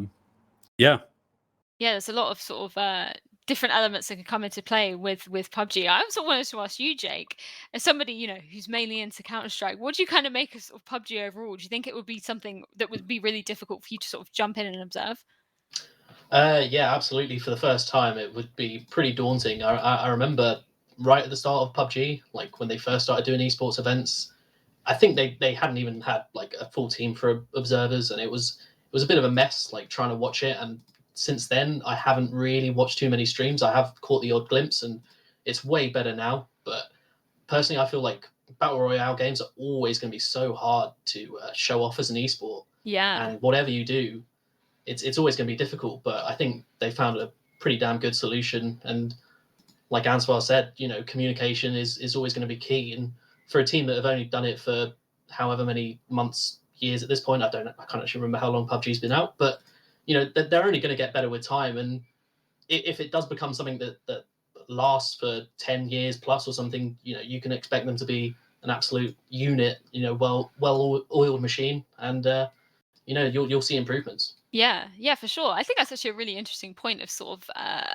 when Battle Royales were kind of coming out into the esports space, it was something that I questioned myself. I was like, yeah, like I would really like to see these succeed with esports, but how the hell are you going to observe them? Because, you might go there as a fan of, say Envy, and they might get knocked out in the first wave. But it's actually been really cool to see how sort of formats have adapted as well. So we have multiple games going on, and it's not just, one and done, that's it. But also having those observers who are specifically looking at certain teams as well. It's just been really cool to see how it's evolved as an esport over time. I think we've actually got another clip of yours. I'm not too familiar with what's happening in this one, so can you kind of walk me through it? This is Liquid. I can't remember who they're pushing, but they're getting pushed by another team, and 3 out of 4 have died, essentially. So there's 1 solo player left. And instead of just playing it safe like they usually do, he goes for the one play that they usually don't. And what's fun with this one is that we had an extra in-game director, so to speak, that had control over all the player cams. And without me knowing, because we were screaming, we're trying to set this up so we get, a kill where we go from one team and then over to the team that kills them, and we get the player cams as well. So he did that in the middle of the play, which actually made us, so you can see when there's a guy that's going to jump off a balcony more or less and then wipe an entire team, or basically it's one team kill and there are 2 kills, but it's just such a good play that I just felt, okay, this one I need to put this one in. Yeah, well, let's take a look at the clip. Let's get it up on screen so you can kind of walk us through what's happening moment by moment. I actually really like that we've got the player cams here as well. That's a really cool dynamic. Yeah, so basically, here we have Liquid getting crunched. They're expecting the other team, but they've already been decimated, as you can see. Jak3y is alone out on the balcony, and you think he's gonna play it safe, but instead he jumps down. And we didn't actually have the POV of Jak3y here because we weren't expecting it. Yeah. So this was basically just screaming straight out, get Jak3y, get Jak3y. And once again, I had 3 people on Jak3y and just, could freely just press whoever I wanted, more or less, and got the last kill. But yeah, we were kind of satisfied about that because we were gonna warm up before the event, which is kind of crucial when you do battle royales. And we had some server issues, so we didn't get no warm-ups. The first game was so bad. And then we got that game straight after where we started to find, you get a few good clips. And as mentioned before here, it's like an adrenaline click. Everything just goes on after that kick, and you stay in that throughout the game. And then after the game, it's like, so what did we really get this game? And you kind of remember very few things throughout the game, but that one we remembered kind of hard. We want to see that. So we made production also throw it in later because they had recorded the voice comms for it. And so it was PG-13 as well, so we could use it.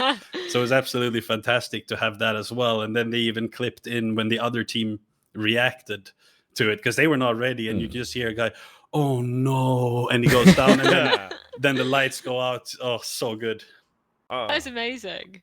I think what's interesting as well is obviously with a game so vast like PUBG in a battle royale sense, right, where there could be so many fights occurring at any given time. How do you prioritize a fight? How do you know that, that's the right call to go to a fight that's going on over here versus potentially a team wipe that could happen somewhere else? Yeah, I mean, that goes down to the communication. It's always relaying all the time. Oh, this team is here. This team is here. Oh, this team moved. Oh, I think this team is going to get close to, So you try to relay as much information as possible. And then you kind of sometimes will have an observer or 2 that just stay, either it's a team of interest or player of interest, or just say, a crossing or whatever, they have to get through. Then we need observers there. And then it's always depending on, is this an area that is well known and easily picked out, or do we need to start with an overview? Oh, we didn't get an overview from the beginning, so people didn't know where we were. Then we have to end it with an overview. So people, that's where they fought, outside this town or whatever. So I think it goes down basically to communication. Communication has to be on point, and then the observing on its own will kind of just flow on that. But yeah, it's a lot of setting up. It's a lot of, we try to work as teams within the team. So it's, if observer 1 is at a fight, we would like observer 2 to be on the other side of the fight or the overview, just to make it easier. Because then 3 and 4 know, okay, we're free. We can go and look for, this skirmish might happen. Oh, here we got a sniper kill. Oh, we have that on replay. So it's kind of just constantly having the communication to the point where you don't have to ask, where should I go? Who are we on? So it's communication. That's what it all goes down to as PUBG observers, at least.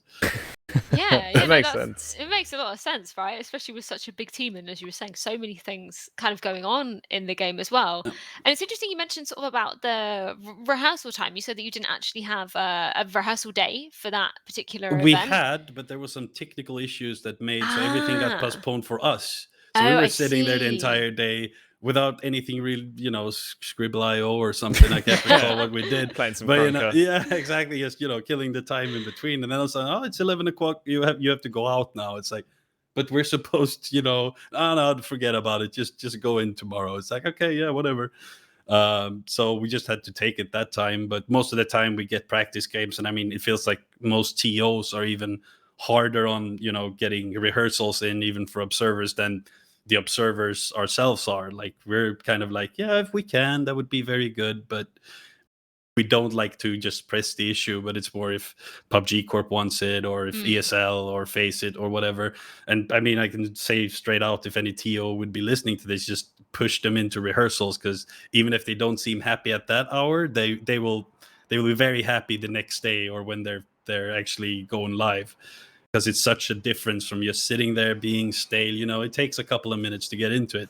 I guess it's the same for Counter-Strike as well. It's like the first few rounds might feel a little, and then you get into it. You don't think about any nerves. You don't really get nervous. You just go on your gut, and most of the time you're right. And then you have games where most of the time you'll be wrong, but you have to like go past that and just, okay, next game, let's go.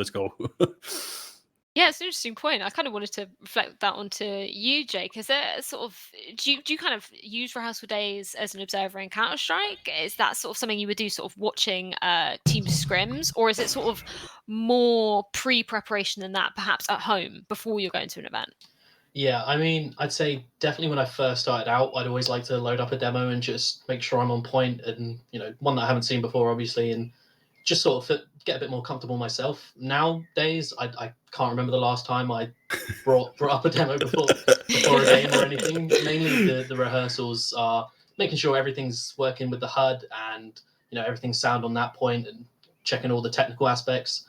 And pretty much rehearsal days are pretty easy for observers in Counter-Strike, I must say. I whip out my gaming laptop, play a bit of Counter-Strike whilst everyone else is getting busy. Bit of deathmatch, Yeah, feet up. Yeah. But that point about getting nervous right at the start, for sure, like especially the big stadium games, like your hands start going, get the pins and needles, and you're just like, the adrenaline is just completely pumped. And it's a pretty crazy feeling, but for sure you get into it. I totally understand that. Because it's like, even though you're not physically sitting out in front of the crowd, you can't physically see them most of the time. What you were saying with you being able to hear them when you capture that amazing play, that sort of must bring home to earth, right? That actually hundreds of thousands of people, if not millions of points, are watching you observe that moment. That must be pretty awesome. Yeah, for sure. I mean, it's always a good moment where you're like, they put me in charge of this, what? But yeah, definitely having everyone's like hundreds of thousands of people's eyes on exactly what you're doing, and as an observer, you're always going to get the hate if you make one mistake, and you can do 10 rounds perfectly and 1 round poorly, and everyone's spamming the camera emote when you do that 1 round poorly. So it's what it is. Yeah, exactly. I kind of wanted to ask you, Ansvar, as well. Like, why specifically PUBG? Was that a game that you kind of been playing, and then you thought, what, I can do observing, better than I've actually seen it happening? Or have you kind of been into other games? How did it sort of first start for you? I mean, I grew up in Sweden, so it all started with Counter-Strike, more or less, of course. And, then I always felt like I missed the big, chance opportunity to get into esports. But then PUBG came out, and I invested heavily into it. I was streaming it, I was gaming it. When I was working, I worked the night shift, so I had like Summit stream on all night, or I was always watching PUBG, because I that's the game that was like, okay, this looks much more fun than CS. I'm sorry, everybody, CS is a good game. It was just then and there. It was just And yeah, then I started grinding it, and the way I got into it was actually I was restreaming the first PUBG tournament, Gamescom 2017, I think it was. And I was restreaming it.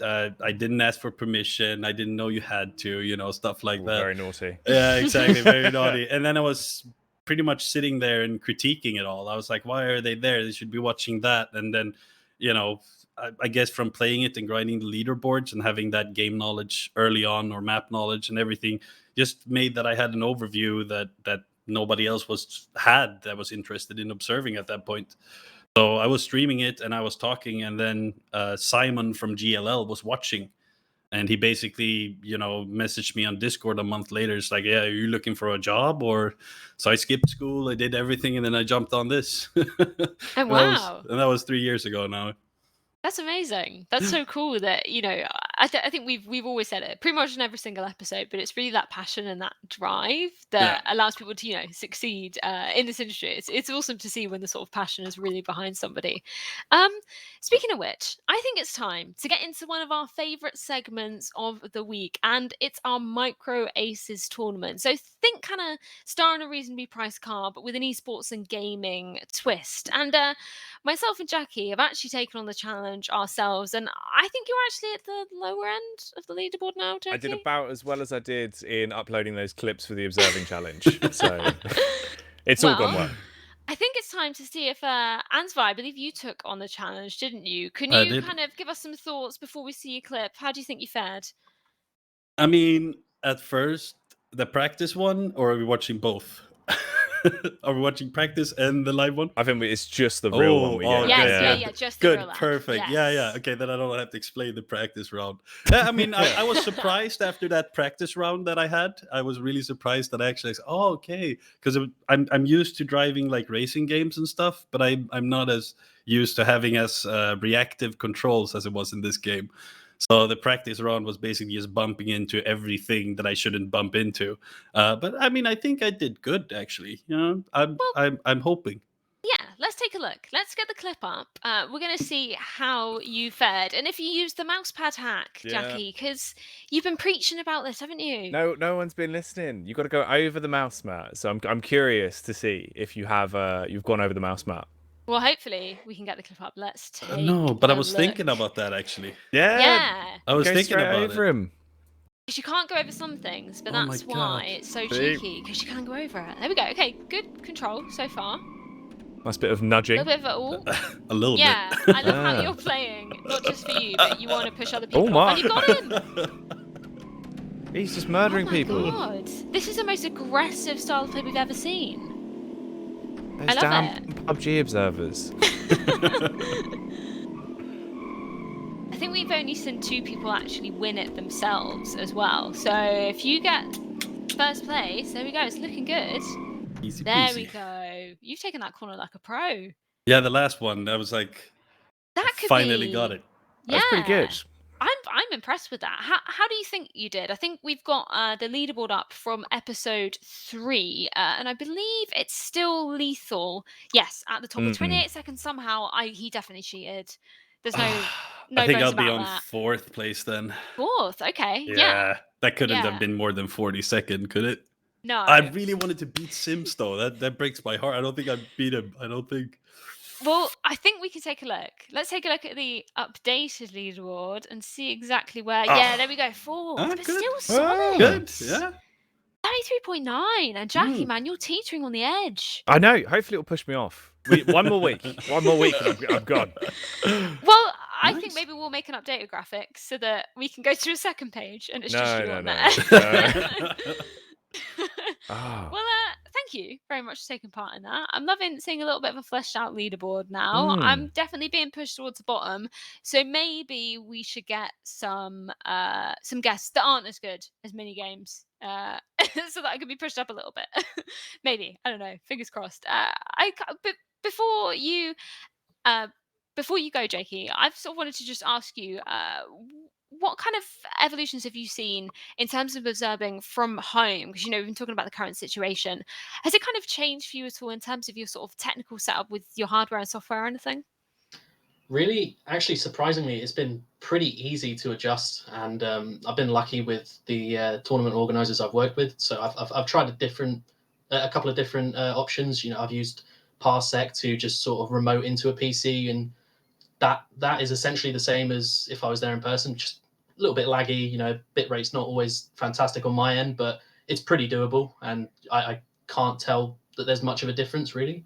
And then the other way is obviously just using the built-in interactive caster, which CSGO provides. And the only thing I struggle with that is it doesn't give you much freedom just to toggle the X-ray on and off, because it's a little bit buggy where it'll be perfectly fine on the observer's end, but if they're out of sync with the caster, then I'll turn it off and it will turn it on for them, and you'll just have loads of different issues where they can't toggle it. So it's just you just have to leave it with X-ray on, which I feel is a bit detrimental at times, because I think that is something that I think people are pushing quite a lot recently how good the game can look when you turn X3y off, when these guys are in crazy clutch situations, and you can really appreciate how well they're actually playing the game. But apart from that, I think we're very lucky in the CS community with how easy it is to work from home. Yeah, certainly. Well, thank you so much for taking the time to join us on the show tonight. Is there anything you kind of want to shout out that you're doing in the future where we can catch you doing some observing? Yeah, well, coming up in the next few days, really, Jacky's involved. I'm involved. We're doing some Beyond the Summit games for the NA segments, I believe. So Fantastic. that's really next for me, yeah. Awesome. Well, I look forward to seeing you on there. Again, thank you so much for joining. Unfortunately, we have to say goodbye to you, but it's time to get to our third guest of the night on. It's, of course, Medicz. User was moved out of your channel. Now, we see the clearance coming in quickly. They're going straight into sight here. Cyber runs in, absolutely guns Moringa there. PSK will trade that one out, but Bullet, the duo, the partner in crime, as I said, moves in and trades his teammate out. Nest will get... He's sitting around Hooker here as well, but Bullet's going to go down from the window behind. They completely ignore the fact they might get flanked here. False finds one, Bosco another. Cyber does find one in return, but it looks like round 15 is on the way. Rampy finds a double, it's a 4 versus 1, but M King here on the Echo has enough room. No, he does not. That's all Rampy has to do. He gets one, he almost gets two. There is Mavi at least able to find the response, but there is False. That was great from SSG, being able to pick him off, but Mary White swings as the breach goes off. It's Pino's job to do that. Rampy down below, will he be able to stop this in time? He has an impact grenade! There it is! Thank you so much for joining, Medicz. Fantastic to get to meet you. What have you been up to recently? Hello, thank you for having me. I've been up to, well, just preparing for some stuff, big projects in esports for me. Massive. I mean, for me, it's just a huge step in this year. Awesome. Fantastic to hear. Obviously, there you go. Answar's down. Had a little bit of a glitch, but it's all right. You know, we're gonna have an issue every time somebody comes on. It's just gonna be what is the issue? The cursed day. Yeah. It's a little bit of a curse day, but you know what? We're fine with it. It's just another day in esports, isn't it? Obviously, you're a Rainbow Six observer, which is a game that I'm actually obviously really interested in at the moment. We've seen a lot of changes to the ecosystem this year coming into the sort of esports scene. What are you making of those changes? I'm pretty optimistic. So we have introduced like a new point system that teams will collect points based on their performance throughout Pro League and major tournaments and national leagues. And throughout the year, teams are collecting points, and the top-rated teams will finish in Montreal in February on the Invitational, which is like the tournament of the tournaments for Siege. Yeah, that's so cool to hear. Like, I love being able to see, sort of the esports scenes evolving in certain games as, they get more and more popular, and it's awesome to see Rainbow Six being able to do that. Why did you choose Rainbow Six in particular to be an observer in? Was it kind of a game that you'd already been a fan of, or have you done games before this? Well, I actually started with the Overwatch, transferred to Counter-Strike, but I was mostly doing some regional community work, just let's say community tournaments, and that was like kind of my first leap into production, so observing, casting, and similar. But then I saw Siege. Siege was already for 1 year out. There was a free week, and I was like, sure, let's give it a try. Maybe I'll like it. And I basically fell in love with the game as it has a lot of FPS elements that are familiar to everyone who like Call of Duty, Counter-Strike, Battlefield, but some team tactics and dynamic destruction just brought it to like a higher level for me, which was just amazing for me. And I was like amazed, like what can you do in this game? It's just like the replayability is huge. Every time you play around, something has changed. Yeah, that's really cool. I think something that I can't remember when I first started playing Rainbow Six Siege, because I used to play New Vegas with my dad. Which was really cool. I really loved that game. But in terms of sort of the changes since your time being an observer in Siege, how has it kind of changed for you in terms of the sort of technological aspect of observing? Well, so the biggest improvements in like the observing aspect of the game were introduced like 3 months ago, where we had like a new overlay new heads-up display for observers, where we could bring a lot more information for not just observers but the viewers, where you could have like the entire loadouts of the operators, the players. You can see the gadgets, the reinforcements, the drones they have on disposal, which helped me personally a lot while trying to predict action in the game, because I can I have an easier way of tracking like the gadget economy of teams, and it's just easier to predict some moves when you know that, let's say, that operator has like a frag grenade, you know he's going to use it somehow. And before that overlay, I had to mostly rely on the sounds and my own memory, where I had to like switch from one operator to another operator and just remember what they have in their inventory. I think one of the interesting things for me as well with Rainbow Six observing is obviously a lot of people do use a pad as well for like a lot of the top-down cinematic angles, right? Is that something that you've been involved with yourself? I know that's quite popular among a lot of the observing scene. Yeah, it's my good old friend. There he is. Him on everything. Yeah, so I mostly use it for those overview looks, because it kind of brings a cinematic look when you just slowly pan around the map, around the bomb site. You can just I like to call it the cinematic view. It looks smooth, and it's just really nice to see slow camera movement instead of just flicking and just moving camera fast, left, right, up, down. It's a bit frustrating to see those kind of quick movements as a viewer. Yeah, I think it's something that's like, I really love that you kind of drew that comparison of like kind of like Call of Duty, but obviously it's different in its own right, because you've got those the different stages of play, right? You've got the preparation phase and then you've got the action phase of play. Do you kind of take observing these elements of the game slightly differently? Because I know there's a lot of different kind of information that you need to relay to the viewer in these points. Oh, yeah, I mean, the entire round, the way how it's played, you want to bring some kind of a storyline. Of course, you need to be synchronized with the casters. You want to explain what one team is trying to do, how are they going to do it, and just try to catch all the possible action if possible. So I like kind of to split the round into 3 stages. The first one is usually the boring part of the round, where the attackers are gathering intel, trying to figure out what are the defenders trying to do. Then throughout the middle of the round, they're trying to get closer to the bomb site. They catch roamers. They try to open up a wall. You can also bring some nice cinematic view from above if they're trying to open up a huge wall or just throw a bunch of utility. And then the final stage is mostly me trying to chase kills from the first-person perspective. As you know, there's going to be action, and time to kill in Siege is super, super fast, and everything happens like super quickly. Yeah, I kind of wanted to relay that question to you as well, Ansvar. Do you kind of use different techniques of observing at different points in the game? When the pace is kind of differing, or, let's say there's been a little bit of lull in the action. How would you kind of deal with that as an observer? I mean, in PUBG, it's basically you'll have circles where nothing happening. Like half the game is pretty much a preparation phase. And then some games you'll actually have action from the get-go. So it's always like keep an open mind and try to see, are they going to be the skirmishes in PUBG? They go for vehicles in the beginning, and they will sometimes, go way out of their drop zone, so to speak, just to secure that extra vehicle. So I mean, it's hard to, because sometimes you'll have nothing happening or very few kills. You just watch rotations up until the point where the circle will literally kill half the server.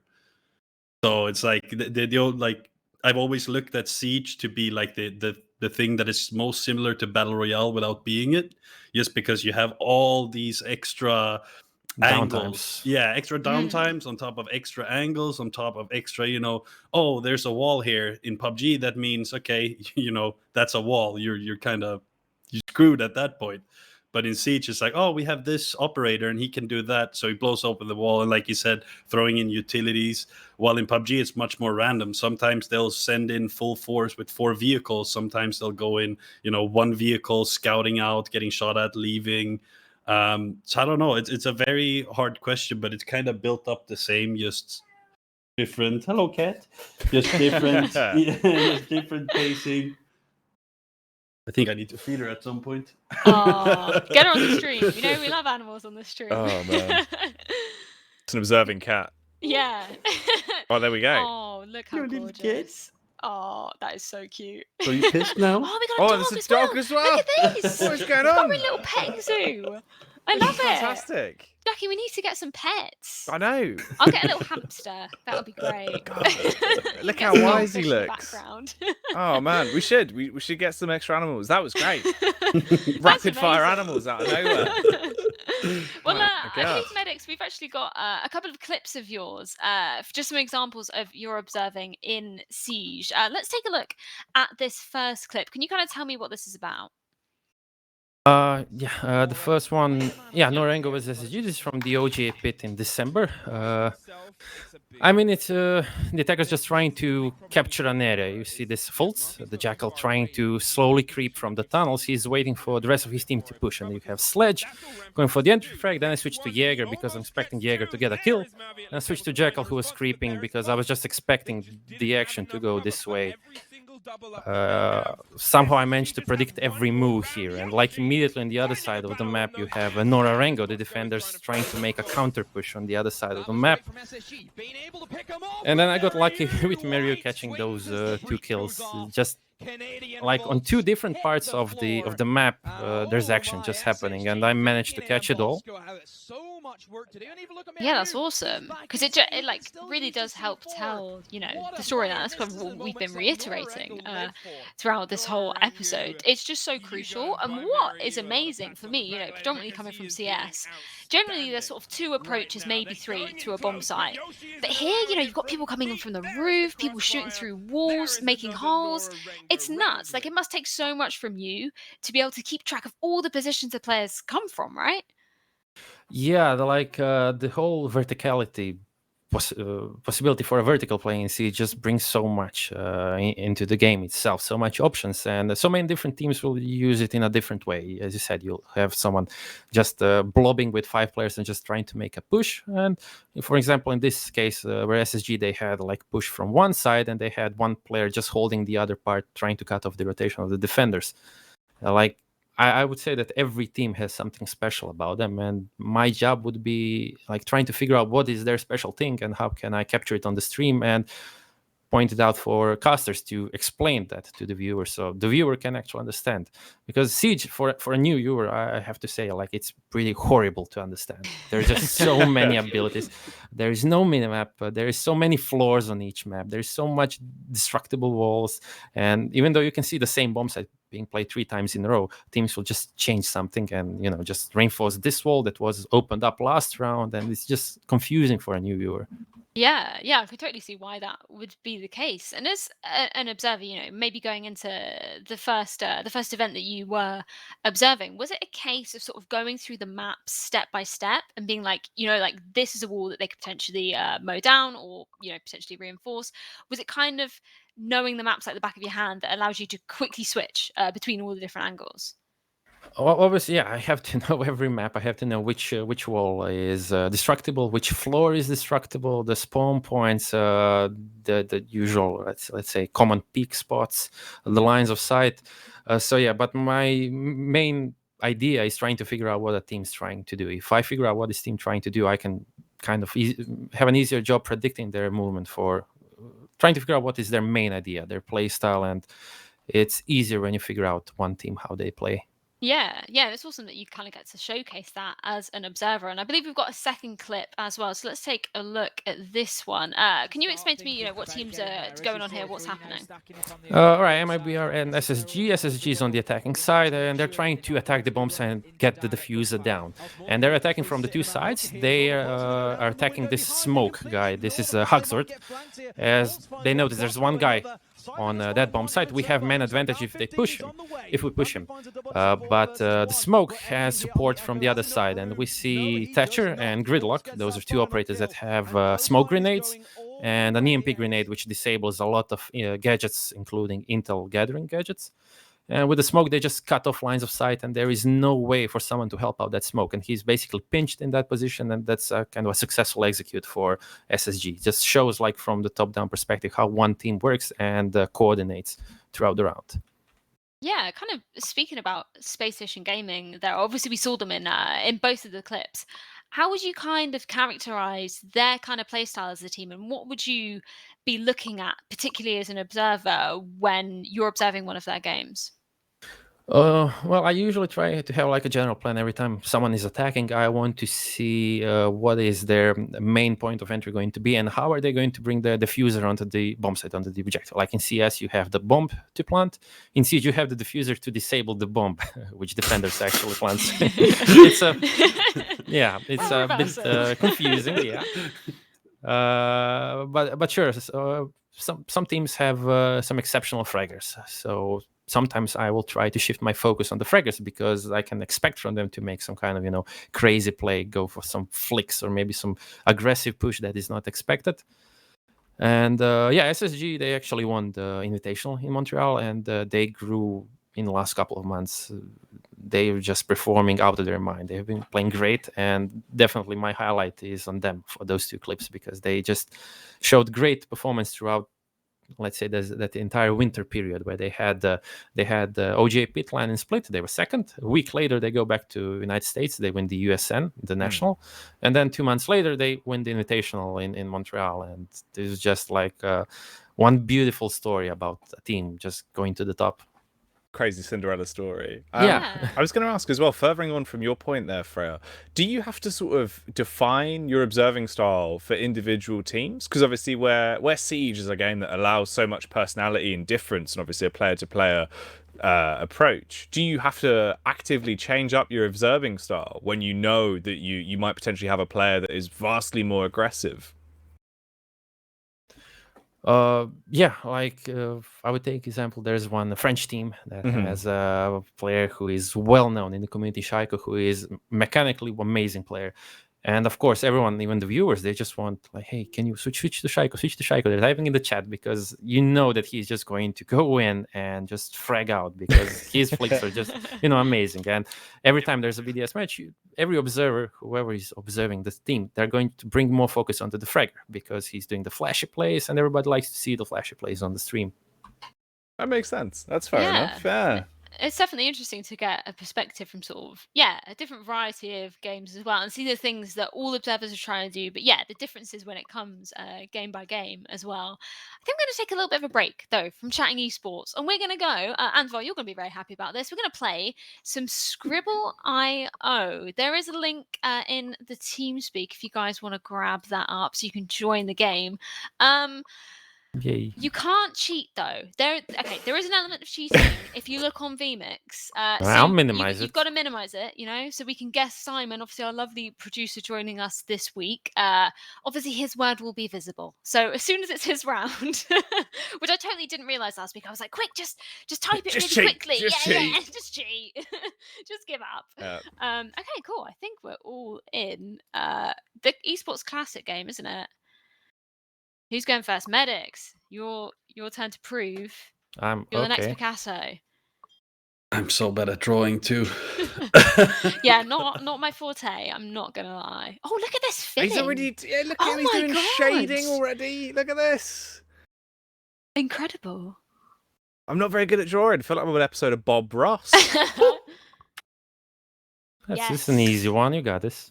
All right, there we go. Look at this. Even Simon's in on it. He was quick.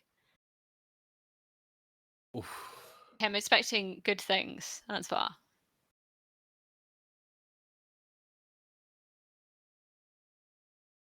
Anybody who's not familiar with Scribble, I feel like this is the game of esports everybody knows. You can see the number of letters at the top, if that helps at all. What is this? Oh no. We've both gone for the same. Oh no, and I put a bracket at the end of it as well. Oh wait. Oh, right, okay. Yes. You should know this one. Very British. I'm sorry, Simon. This is where my skills end when it comes to drawing, mate. Go on, Simon. Add something at the beginning, if you can hear me. Simon. Add some tea in there. No. Oh, he's South African. Oh no. He's a big fan of the hot pot, to be fair. He is. I've got some outrageous suggestions here. What? All right, I'm just gonna go for this one. That's mental. Oh my god! How many letters? I can't even count that. Yeah. What? 7 and a 7. What's this? All right. Is it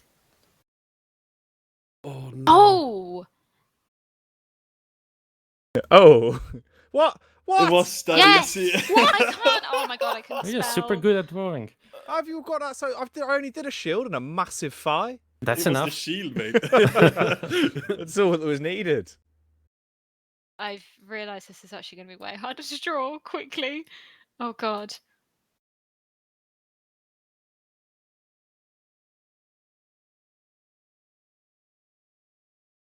What? Shouldn't have drawn this many. Right, there we go. There we go. I've been to that biome in Minecraft. There we go. Some vines. What else can I draw? I should have played Minecraft. Is that what you're saying here? I am. Would you be interested in becoming the first Minecraft observer? That's a good idea. Yeah, I think there's a market in there, guys. I mean, I just saw a video yesterday how Minecraft never. Triangle, of course. No. Hey guys, I'm gonna come and join you because you can hear me and the stream can hear me. So why not? Oh, here we go. We've got a guest appearance from Simon. Producer Right. Simon.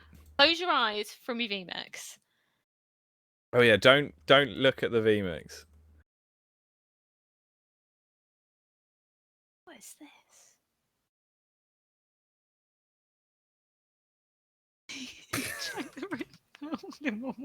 With hyphens. It's like Spider hyphen man. What is this? I'm trying so hard to type anything and it's on my laptop. Is he doing a Like, fat vape? Crap. Look at that. Big brain. This is so difficult on a laptop keyboard. There you go. I was like, is that a big leaf? That was Man, tough. a leaf? All one word? A fat vape is my favorite Giant guess leaf there. with my vaping.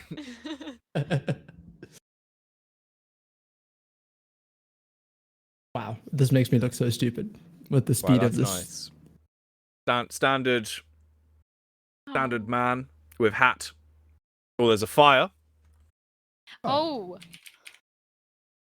Wait, but that isn't. Oh, Thanks, Jackie, for the answer. Oh, I'm done. I'm I've done. dictated my inner thoughts. It's really thrown us off. That's a water man there. There's a water man.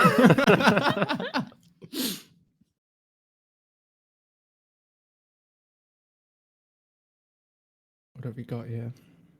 I'm impressed with the colour used this week. This is such a good circle, That's a actually. great circle. Yeah, what the hell? Good. I'm surprised. It's detailing. Part-time wow. observer, part-time mathematician.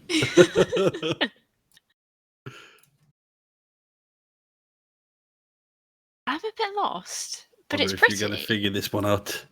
It looks like an inverted color tikka masala. Oh. Oh. Oh. Yes. I knew that was gonna exactly. be There we go. And I think the depth you've gone for as well. Wow. Different shades. I mean, it said globe. I didn't know what to do. Okay, 8 letters. What's this going to be? Cardboard box? No, too long. Milk carton. Bloodbath.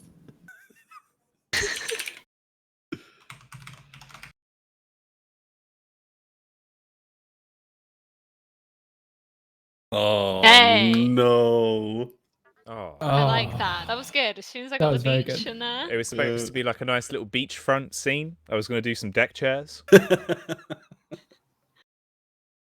Nicest postcard I've ever seen. I'll send you one, mate. Don't worry. I'll send some over. Cheers. Oh, look at that. Medicz straight in.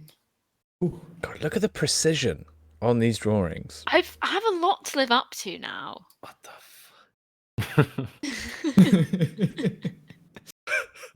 So much detail. Oh, I'm so dumb. What is My this? God. Go on, Jackie. You can get it. What? Oh. Okay, let's go for another one. I thought you were talking about the white space behind it, dude. Sorry. There Right, we go. yeah. Oh, Jackie. Took me a sec. I was very confused. All right. Medicz on over 2,000 points already, though. This could be it. Oh Oof, God, this yeah. is tricky. Yeah, I don't know that's what to gonna say. step up. You are. How has he done this? No, you've played this before, 100%. You know all the words. I did You've a got couple like a of times. bank. I don't know all the words.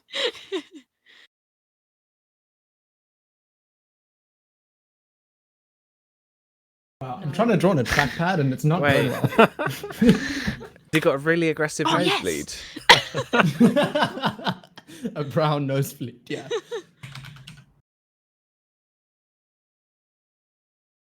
I was literally thinking it the same second I saw it, but I didn't. I just know. Yeah, I was like, Jesus Christ, what is he drawing? Yeah, literally what I thought. Oh, well done, Medicz. Look at that, nearly 3,000 points. I'm impressed. Thanks, Simon, for coming to join as well. Yeah, it's a pleasure. I'm impressed. You know, the level of these drawings. I was good. We've That was definitely probably the gone best up. day of art we've had. All right, let me put it back in camera. Yeah, the colours, the shading, the perfect was good. circle. I feel like normally, you know, we're not even hitting like CBBC's level of artwork. That time I feel like we went above. That was good. We should keep a scoreboard. We should make a new scoreboard for our scribble challenges. But anyway, sort of heading back to our theme of this week, obviously observing. I kind of asked Jake before he left just about the kind of challenges that he's faced observing from home and how that's kind of had to change in the face of this current situation. I think it had to change a lot for you at all, Ansvar. I imagine having a sort of big crew of people, it might be a little bit different doing it from home. Yeah, like from home now, it's mainly been solo observing. So I've been sitting on my own. Maybe in some occasions, I've had a spare map on the other PC behind me here. And as you said, like usually it's bigger teams and whatnot. I did do some Apex, however, and then we're a team of 4 observers, and then got an American guy that's doing the in-game directing for us.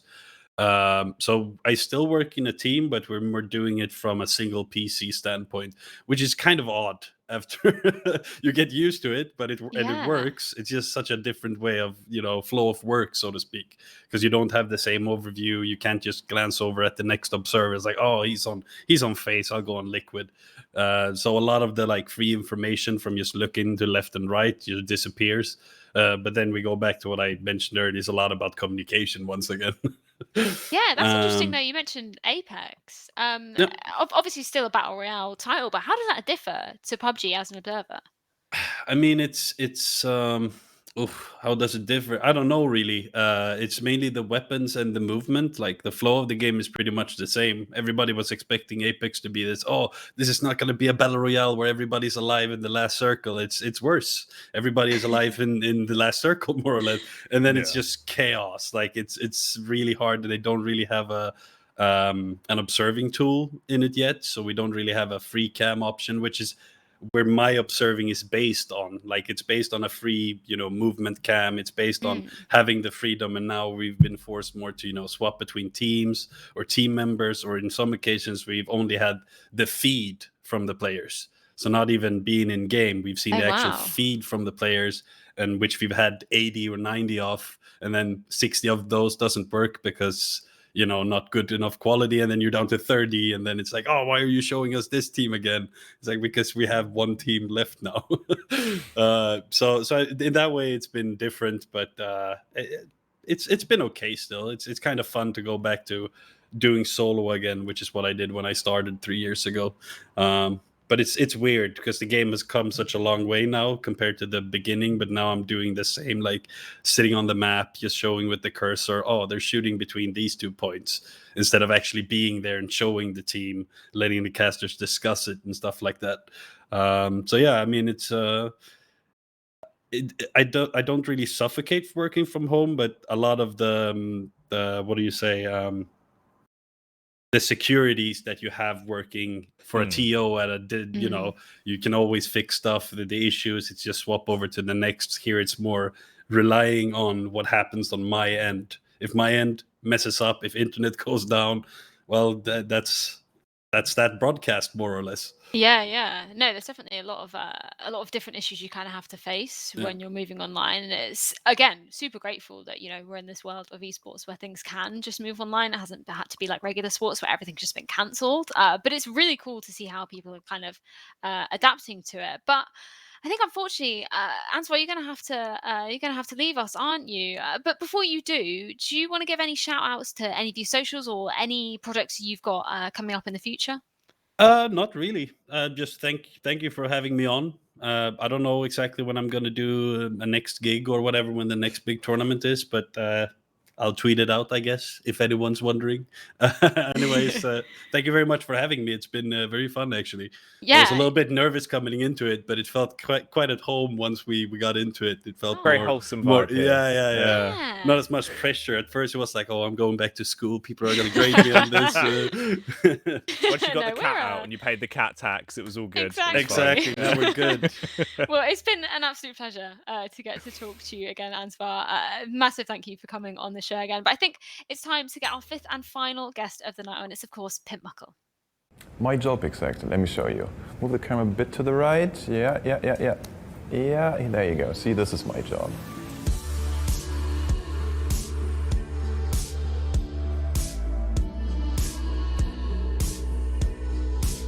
My main focus during observing is to make sure that the viewer understands the storyline of the game. If you only hear something that the casters talk about and don't see it, then it's just a bit disconnected. I try to listen to the casters, what they're saying, I try to show what they're talking about, but also show different things that may not be immediately obvious to provide the best viewing experience. So working as an observer is definitely hard to some extent because you are trying to think what the pros will do and 2 steps ahead. So you have to know the pros, you have to know the game, you have to know the heroes, you have to understand a lot of it. And you kind of need to get a feel of what's going to happen and when it will happen. I know exactly which sort of heroes are impactful for which teams. I know exactly which players are the most active early game, mid game, who are important to watch, who can really contribute to the storyline. Dota is incredibly diverse and there's always place to be made in basically every part of the map. So it's a bit of a burden, but at the same time it's really fun because I do control everything and I can really frame everything that the viewers see, so it's kind of a cool responsibility that I really do enjoy having. So what I do use to make observing a bit easier is just having a bunch of PCs extra. I have, for this event at least, I have 4 extra machines, and then most of the time I see stuff happening on one of these auxiliary observers and can move the camera accordingly in order to not miss too many kills. What I'm hoping for, well, on the observing side, no kills missed, obviously, but I mean, that's never going to happen. It's way too hard for that. But I just hope for really good Dota games. I really do enjoy watching good Dota, especially when you're observing. It's kind of more personal in a way, and catching everything, it just feels so great. Thank you so much for joining us, PimpmuckL. It's an absolute pleasure to have you on the show. And I feel like we've been a little bit unfair so far on the show. It's been mainly focused on first-person shooters. And of course, you come from the world of Dota. Can you kind of give us a bit more of an insight into what your job as an observer entails? I mean, in Dota, it's a bit of a different thing, right? Because you have this massive map, it's so big, and you can only show a very small part of it. It's like in Counter-Strike or in Rainbow Six, but in Dota, it's a bit of a different thing because a lot of the times you don't even have to show the kills. You really want to show someone stacking a camp or some rotation or a smoke gang. So sometimes it's just not about the kills. It's very nuanced, and sometimes the most important things are the smallest silly things that you want to show and the audience likes. Yeah, that's really interesting to hear. We've sort of been talking about it with some of the other observers as well, talking about the different sizes of observer teams. What is it normally like in Dota? Is it normally one of you, or do you have a secondary observer or a bigger team? Yeah, it really depends which production you're in. There are some productions that really like to just have you observe, and then everyone else just like you have 2 more observers that I don't personally control, and then there's an in-game director.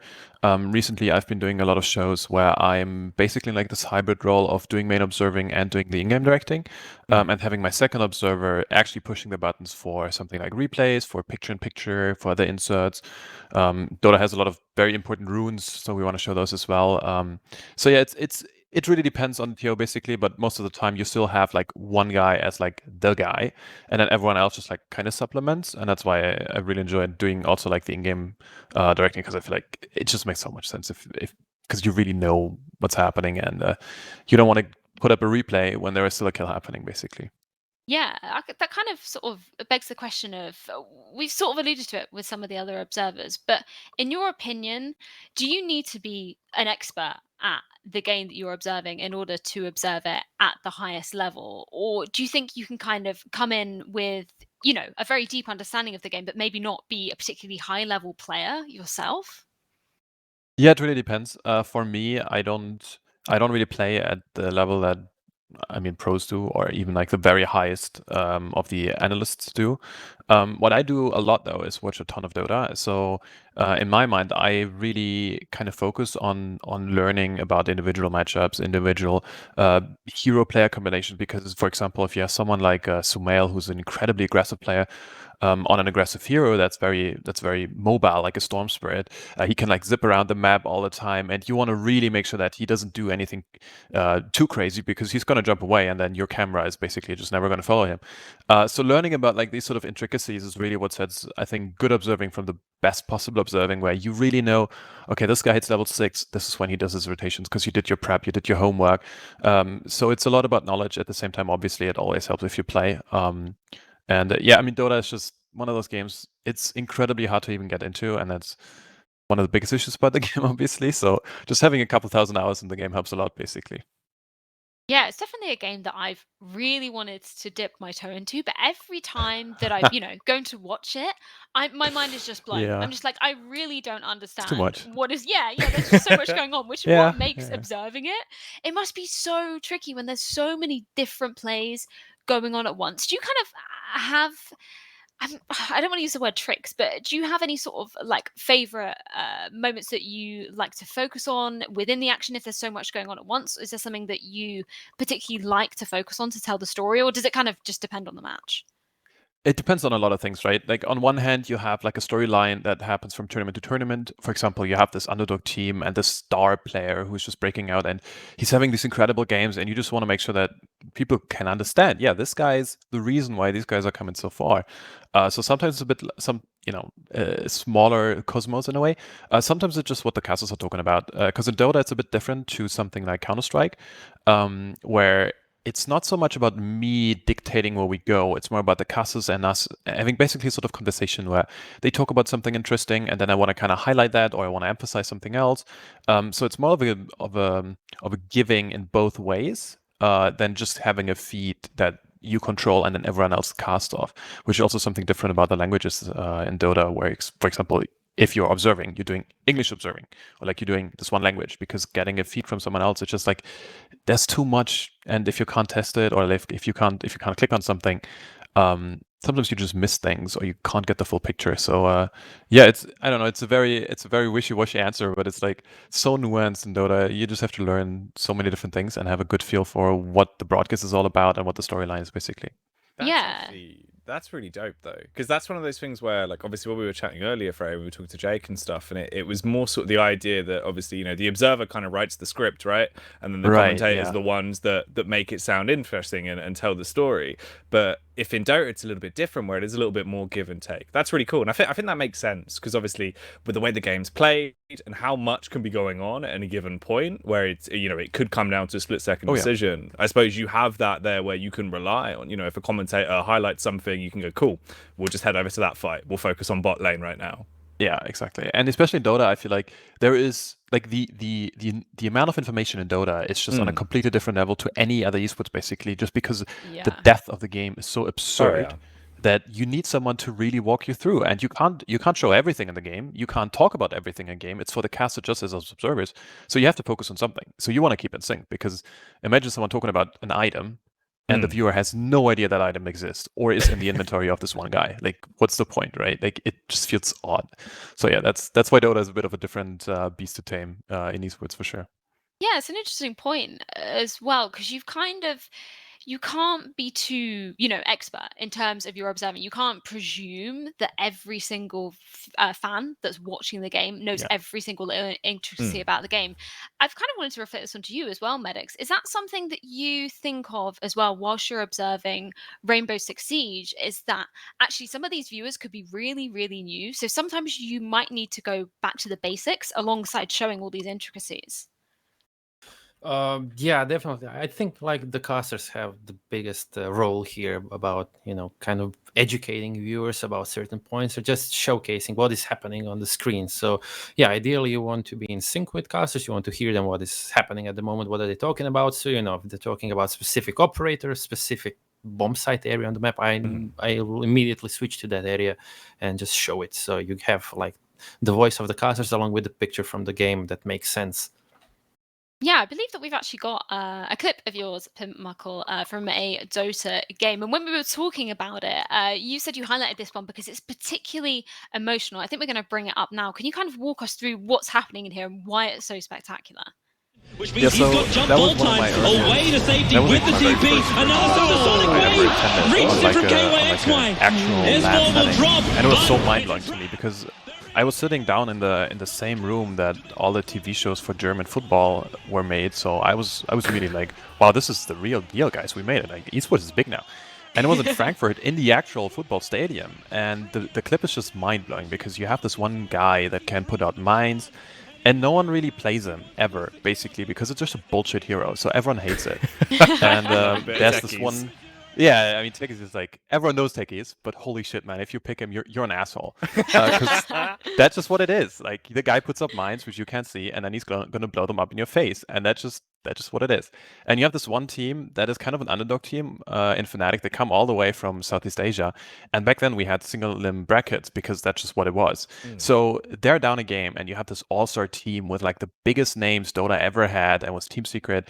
And they were the fan favorites because they had a German player at the time. And like the whole stadium was just cheering for them. So you see this clip, suddenly the Southeast Asian team, they're trying to turn the game around. They go chase them up behind, and suddenly there's like 10 mines and they blow them all up. And the whole arena is shaking because people were just so excited about the play. And that was when I was like, man, this is unbelievable. I have never thought esports or like a video game could make me so emotionally invested. Because what I was showing on the camera was like on this massive projector. And, 10,000 people now are cheering their asses up just because of that. And it was so cool. I was like, wow, that feels amazing. I want to do more of that. And that's when I started doing actually more observing. Because the observing in the clip was garbage. Yeah, because I was going to say, for that to be your first event as an observer for Man, Dota, it was a mess.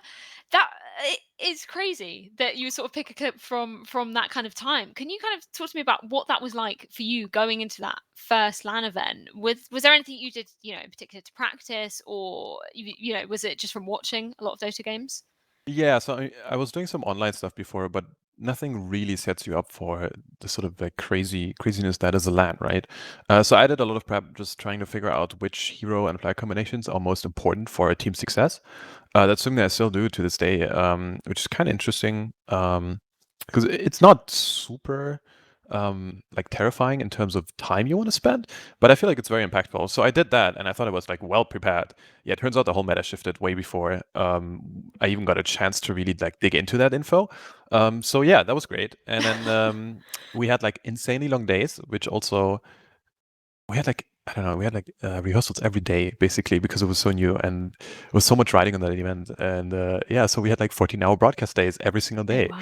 And then we had this insane thing still, and suddenly the adrenaline just kicks you up, and you don't care anymore about 6 hours of flip. You're just there in a moment. You're like, wow, this is actually unbelievable. But yeah, like the prep was not great. There weren't even tools in Dota to really observe. You can see how the camera just moves like in a very odd way. Nowadays, it's like super smooth and super nice, and it's awesome UI. It involves so much, let me tell you that. But yeah, that clip is always going to be like my favorite moment of like my. It's not like really a career move. It's more like emotional thing for me, right? Like I knew this is what I want to do, for sure. Yeah, I imagine we all kind of have those moments, especially that sort of stick out to us. Like these are particularly emotional. It's really, really awesome.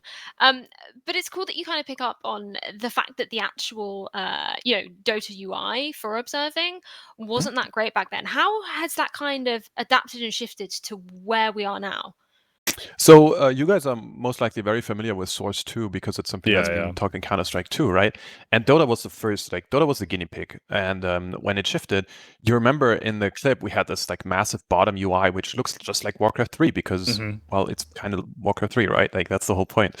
And it shifted into having a mini map and then more space and then the main bar hot and then more space and then the quick buy stuff. So you have a lot more real estate just for watching the game and actually seeing the action. And this is kind of what started the whole revolution of having someone in the Valve Dota team actually think about the UI stuff. And this is also when a bunch of kids basically like a startup that I founded with a couple of friends. We try to do some funky stuff with like trying to get some data and then visualizing it somehow, and then maybe having a company that actually works. And somehow Valve took some of these ideas we had and actually implemented into the main game, which is awesome. Because suddenly you had this sort of thing where you're like, wow, man, I wonder if we can visualize it. And then Big Papa Valve comes in and is obviously happy enough with the feature that they just put it in the game. And so everyone in the scene kind of had these small things that they contributed to making the Dota UI just so different from what it was. And I feel like it's like the UI is really good for watching esports. Now the problem is the game is just too hard, but that's a different story.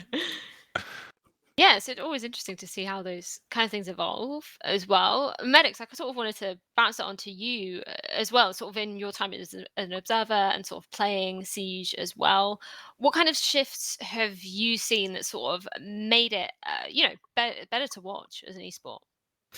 Yeah, as I mentioned earlier, like the new Observer UI, the user interface, where you can see everything that every player has in their inventory. It helped out a lot, but I believe there is certain improvements that can be made in the game within the next couple of months. But I would say that the general reception of the viewership of the viewers was really positive, as it was far more easier for them to understand some things like who is alive and who has a diffuser and how much ammo does he have, how much grenades. The more info you have on the screen, the easier to understand this. That's something I did discover in the Dota and the League of Legends.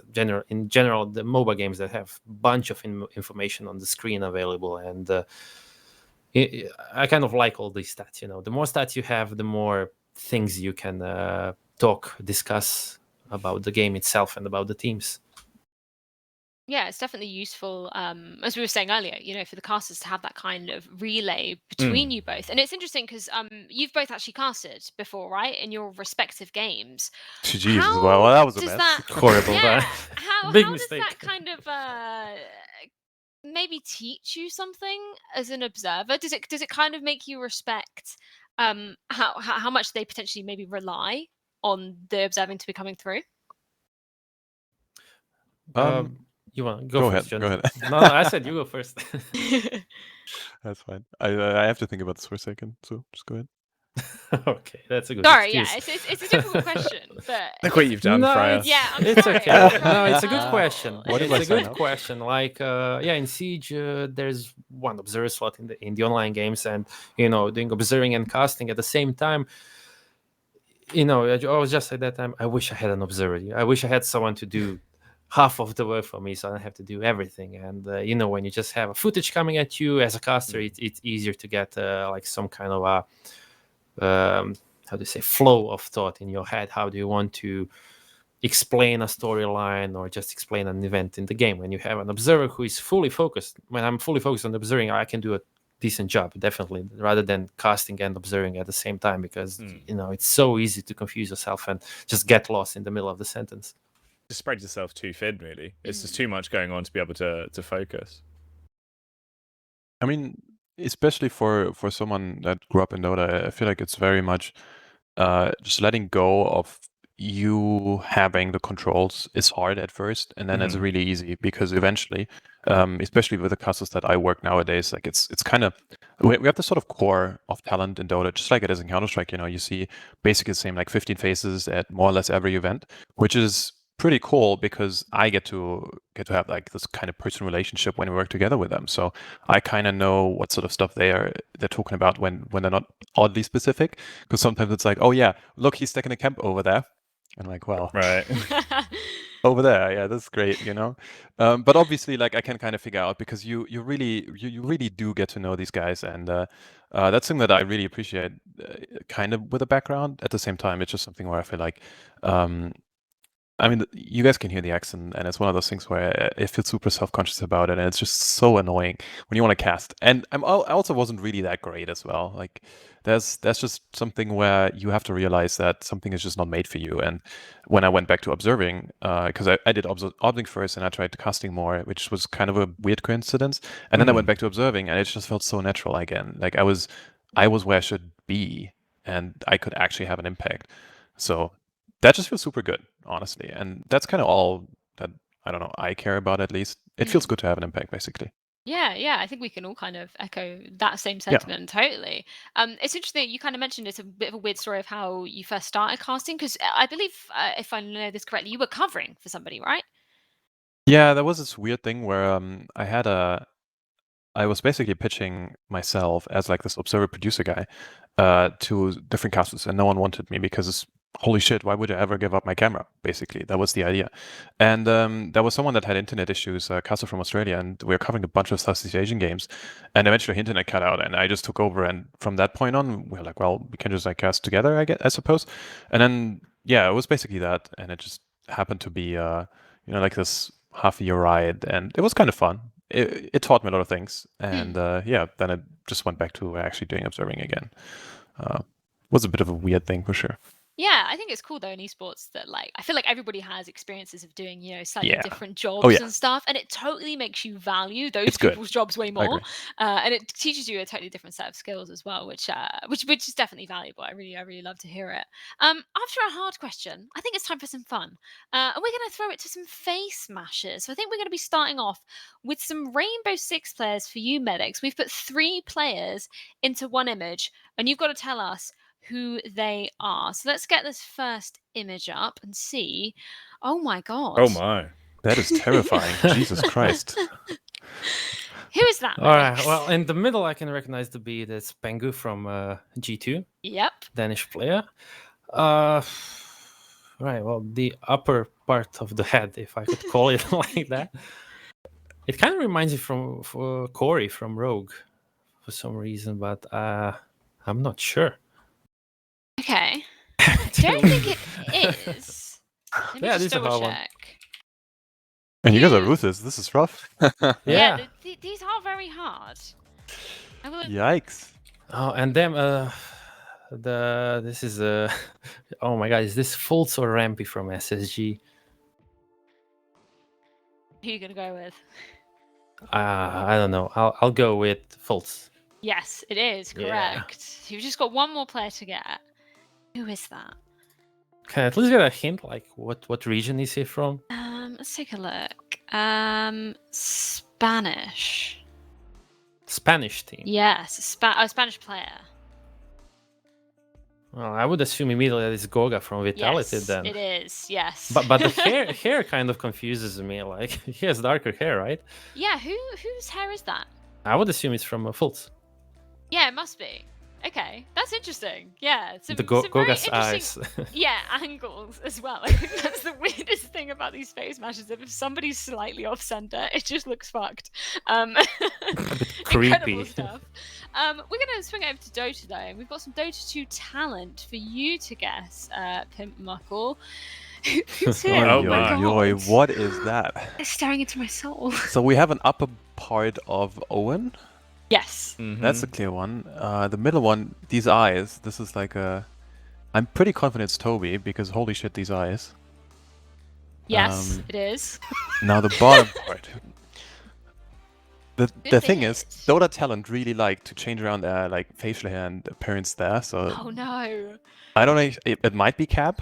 Is it Cap? Yes, it is, yeah. Ooh, okay. Well done. That's great. 3 out of 3. I would have gone flamed by these guys for sure next to me.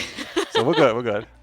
Those eyes, man. I can't stop looking. Let's get that off the screen. We're gonna get some Dota 2 players up. I can't. It follows me around the room.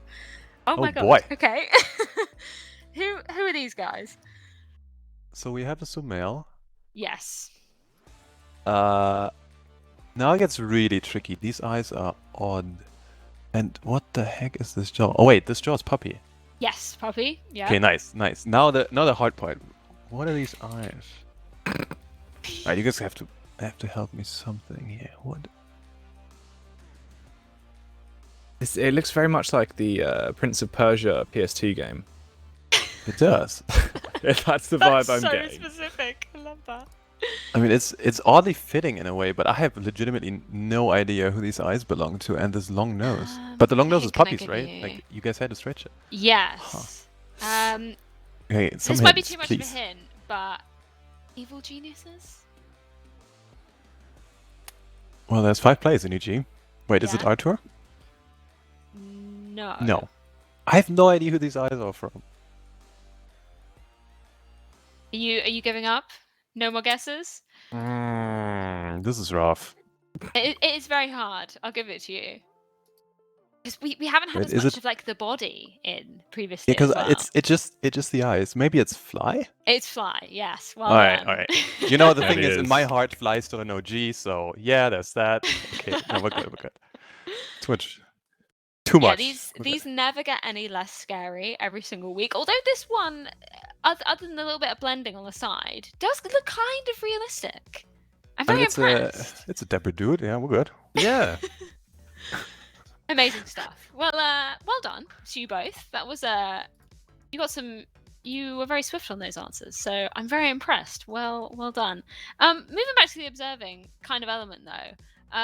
I know we were kind of talking about, there's certain things that we've sort of tried different areas of esports. I imagine all of us sort of have stories of that. But you also do production and broadcast consulting, don't you, PimpmuckL? Yeah, I mean, when I graduated from university and then figured out esports, I really want to do it for at least a year and then see how things go. I think it's very obvious that quickly you have to diversify, because if the spot that you want to take, as in, for example, full-time observing, isn't just kind of enough to sustain, then you have to do different things. So what I did was, I always had like this sort of idea how to bring people that really don't know too much about esports into esports, because a lot of times they know TV.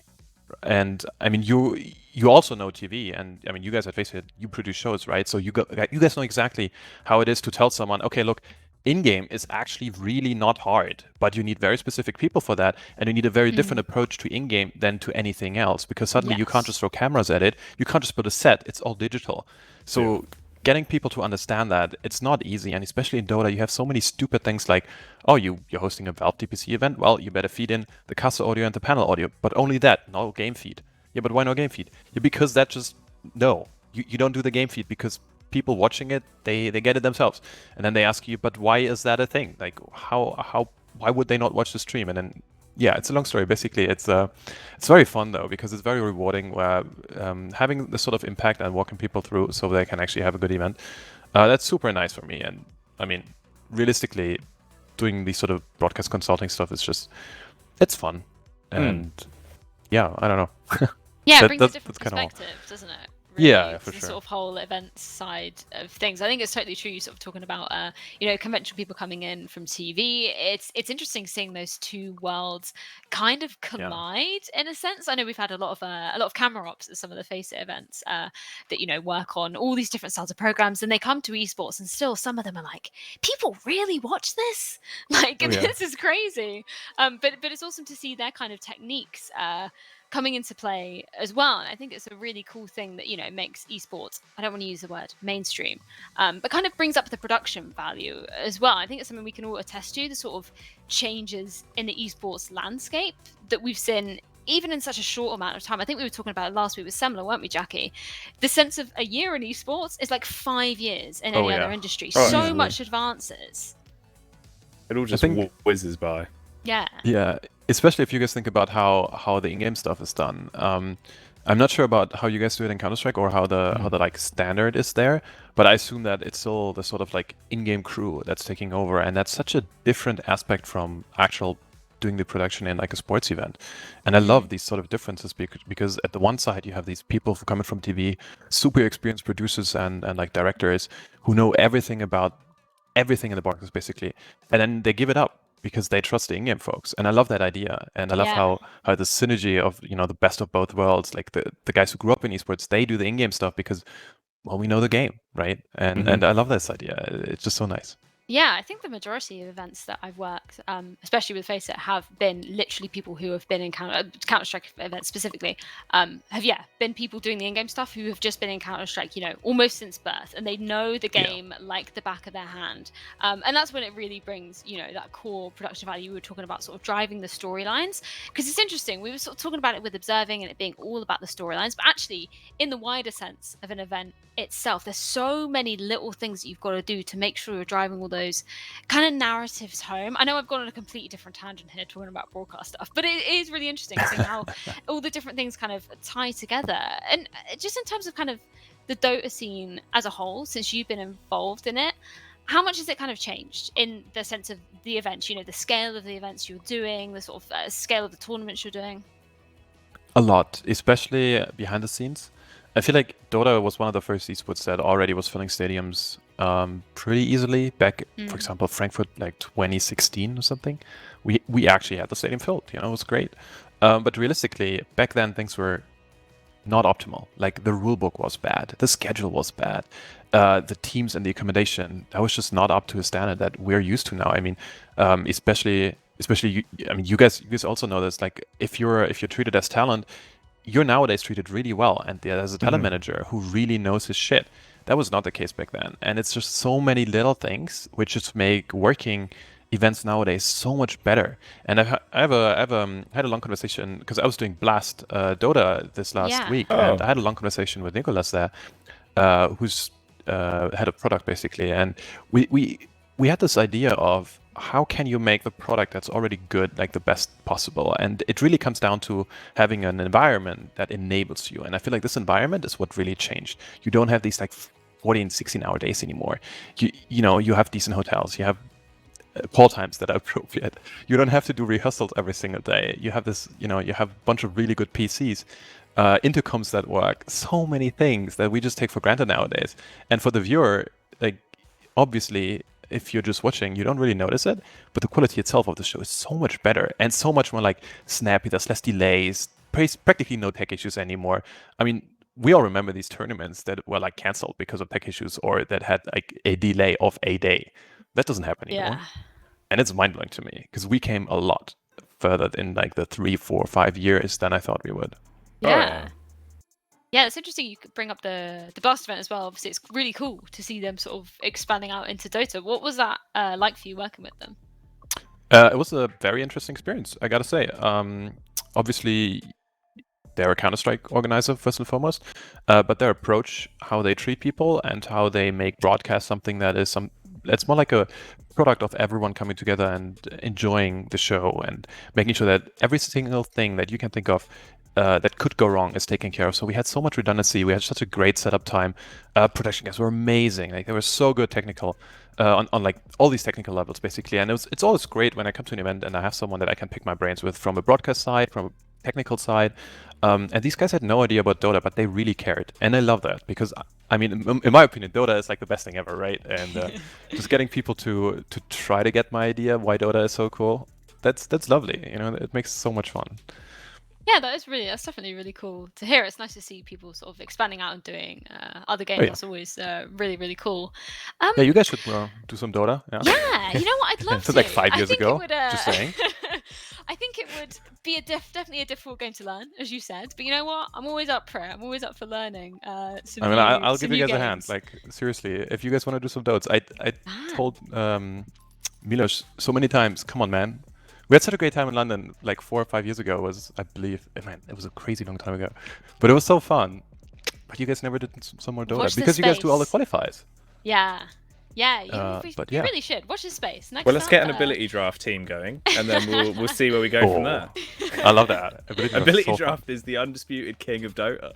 It is. Because imagine how crazy that the game is already, and then ability draft is just like even better. Very good. Well, interestingly, when we were planning this episode, you know, we've got a Rainbow Six observer and a Dota 2 observer coming together, and we thought, what kind of comparisons can we draw between these two games because they are so different?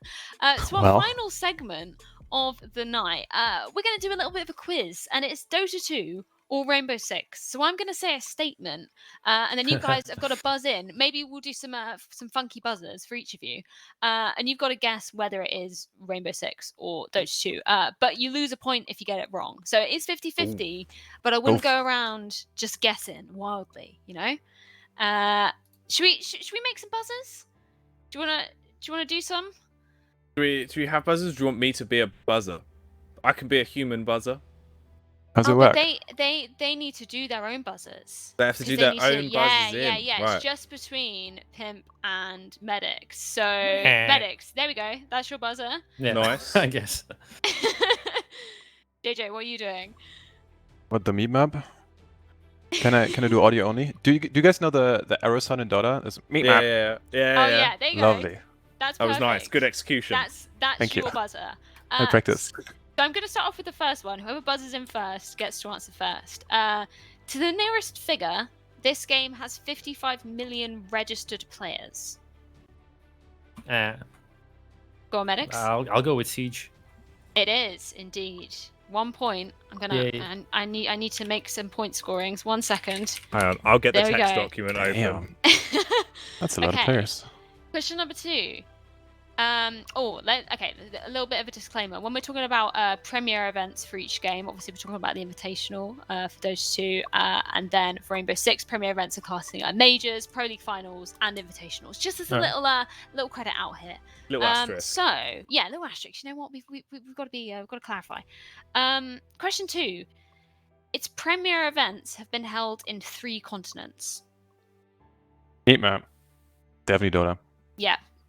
Correct. Very nice. Confident. Because the international is very Siege international, too. actually. I think Siege was 4 when I looked, because I think you have NA, done one in South Brazil, America. Japan, yes. and Europe. Oh, yeah, exactly. we never did that. Yes. Right. Yeah. Okay. Question number 3. EG have made it to a grand final of a premier event 3 times. Is it going to be Rainbow Six? Yeah. There we go. 2 points. You're ahead, Medicz. Yay. Okay. Question number 4. Na'Vi won a premier event on Asian soil. Siege. ahead. Japan. Oh, come on. Perfect. Look at this knowledge. God, he's coming in strong. Man, I'm getting wrecked here. This is real. Okay, I think we're going to have to get an image up for this one. So, question number 5. We've got an image of a crowd, but what game are they watching? Is it Dota 2 or is it Siege? I think we can get the image up, hopefully. Okay, we don't have an image of a crowd, so we're going to skip over these next describe 2. it. Okay. We could pretend. We could draw the crowd. We could, Yeah. we could try and draw. You know what, Jackie? Get up on your phone. That'd be great. Oh, okay. We're gonna double skip back. over these ones, but we're gonna come back to these ones at the end. Okay. Question number 5 with an asterisk. A team has won the biggest trophy in this game twice. Meat map. Go ahead. It's OG, and they did it back to back. Nice. Incredible. Didn't even just give the game, you gave the context as well. They watch are one TrueSight. hell of a team. And TrueSight is amazing. It is. Holy shit. If you guys, anyone watching who has no idea about Dota, watch TrueSight. It is fantastic. Is that You don't have to documentary, know a right? single thing. Oh, Yeah. I have watched that. Yeah, I did watch it. It's a great. Yeah. It's incredible. Watch TrueSight 1 first. Get yourself into it. And then give yourself some downtime, then watch TrueSight 2. Then you'll be living, you'll be playing Ability Draft.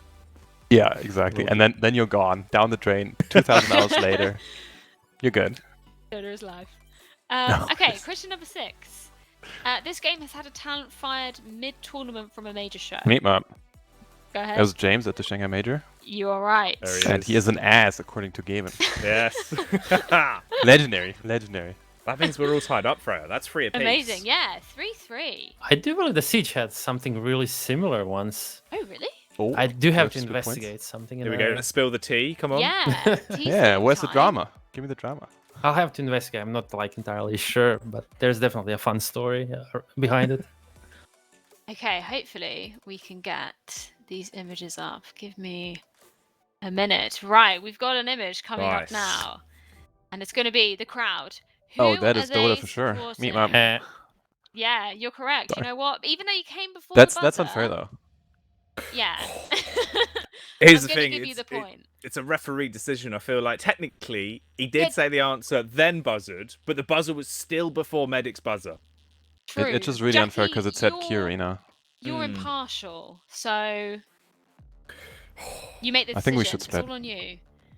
All right, we'll take 0.5 of a point each, so we're on 3.5 each. Okay, 3.5. Yeah. There we go. That's fair. Let's call it a draw then, huh?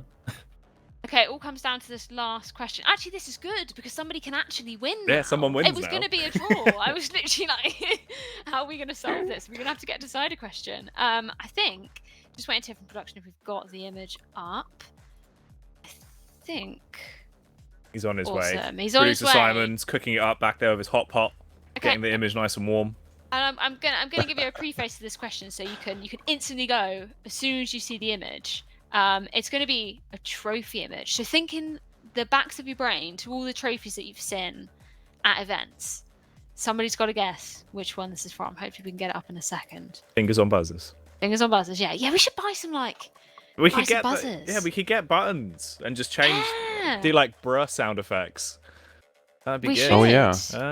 Just Up the bruh. production Wait, value. isn't there a phone? That's like a phone app that There buzzers, is right? the soundboard. Soundboards, yeah. With like Yeah, the most I mean, in general. toxic.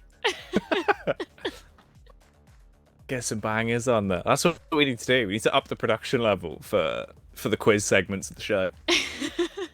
Amazing. Here's Hope we actually a can, fun fact. I was once a stage admin for Dota event. Oh, really? Yeah, Which event? the Dota Pit Minor last year. I see. Oh, that's so cool. So you met Jak3y, my colleague. Yeah, I mean, we haven't talked. I was just like observing he's observing in the background, and yeah, that was like, I have to give praise to his like Oh, God. stamina, going 15 hours a day, just Yeah. without I heard- losing focus. I respect that. That was great to see. Did you prematurely set off the soundboard? Is that No, what I that was in the I background? was checking the app. Yeah. So now Oh, nice. I can. Now you're ready. Oh, jeez. All right. Jeez, that's so loud. He's in. He's ready. There we go. All right, I have my Oh button my god, ready. the Let's go. suspense is killing me. Come on, Simon. Hopefully. Simon's deep into the Matrix right now. Do you guys know? Do you guys know the Dota trophies are modeled after one of the more expensive items in the game? Mm-hmm. Oh, really? Interesting. And the trophy of the international is the Aegis that makes you immortal. And your names, if you ours win is a it, get sledgehammer. engraved. Yeah, I Did did like they- the sledgehammer. That's cool. That's really Yeah, cool. the sledgehammer is really cool as well. I really did like if you saw from the Paris Major, they had a riot shield as a trophy. Oh, that is cool. Yeah, because they did an Eagle song as a trophy once as well, right? Yeah, that was frankly. Yeah, I remember that looked sick. That was amazing. Yeah. Yeah, I've just googled it now. That does look dope. Yeah, there's some actually really interesting trophies in esports as a whole now. The Yeah, Flashpoint yeah. one was OP as well. The bright that red was AK. really cool. Yeah. Here we go. We've got the trophy. Fingers on buzzers. Uh, Go ahead. Was I first? I'll go with Dota because I don't recognize it. Wait, I wanted to do the same thing. I was like, no way. I don't know that. We don't have these. I mean, no, it has to Is be this Rainbow like a Six. plot twist? This is like a CS:GO trophy or something? Yeah, maybe. Medicz, for you, it's Rainbow Six. I'm sorry, I'm going to Really? have to take a point off. I Oh, didn't actually boy. put where the trophy is from, and I wish I did in my research. I don't So recognize Pip, it. you've actually won. He's done it. By default. Yeah, I that's, choked. that's great. Congratulations. I'm actually gonna try to find where I got that trophy from. It was Reverse very image hard. search it. Track him down. Yeah, Exactly. because they're very as you said, they're very unique across Mm. some of the titles, like the Sledgehammer, the Riot Shield. I think it's really cool that you can sort of take those take the in-game items and make them the trophies. It's for the international, is it always the same trophy or does it kind of vary per No. year? And it's the same Aegis as well. So if you win it, you get your initials like etched into the Aegis, and the next that's the next team that cool. makes it then actually Like lifts the same Champions Aegis that you League. lifted. It's awesome. It's really awesome, and That's it's a really huge cool. thing. I don't know. It's just I love TI so much. It's great. I did actually watch it last year, I believe, and it is really cool. As somebody who literally has no understanding of Dota at all, but like it is just so cool. I feel like the hype for that event is just like on another level. I can't even imagine actually being in the stadium for that. It seems like such an awesome event. Oh, yeah. But we were kind of talking about it a little bit earlier with some of the other guests, and obviously right now it's been a bit of a sort of testing situation for a lot of online or events rather going online. Medicz, I kind of wanted to ask you, how has your observing kind of had to change with that and adapt? Are you doing anything kind of differently? Have you noticed it sort of coming from LAN events to online? I mean, most of my time that I did observe, I was just working from home, so I haven't been to many LAN events. I kind of kicked off last year, so yeah, I had like E3, DreamHack, OJ Pit, and then Invitational. Everything else was done online for me. So yeah, I'm kind of new to this, I would say, if you can say, like 1 year in the scene on, let's say, some higher level. But yeah, now it's a bit interesting with these recent events in the world. So some events have been cancelled. But I'm kind of used to just working from home, so I don't bother with it too much. Yeah, what about you, JJ? Because it's obviously, you know, you've been in the scene for such a long time. Has it been kind of a weird shift to be going to online-only events? Yeah, in a way, it definitely did. Because especially in Dota, you have you're not just the observer; you're the guy that really knows Dota. So sure, nowadays some of the LANs they have their like Dota 2 native crew. I would say that there's people that really know their Dota, but still, you really want to be there in person. The observing features, like in Counter-Strike, for example, we heard it from Jak3y that sometimes your X-ray goes in and out, right? And in Dota, it's even worse, where if you want to latch on the observer camera, sometimes it just doesn't work, or there's some weird things with like the selection of the heroes. So you just really don't want to do it, and doing it remotely is just really not the same. It's very tiring in a way because you have this small delay and then things get just really annoying.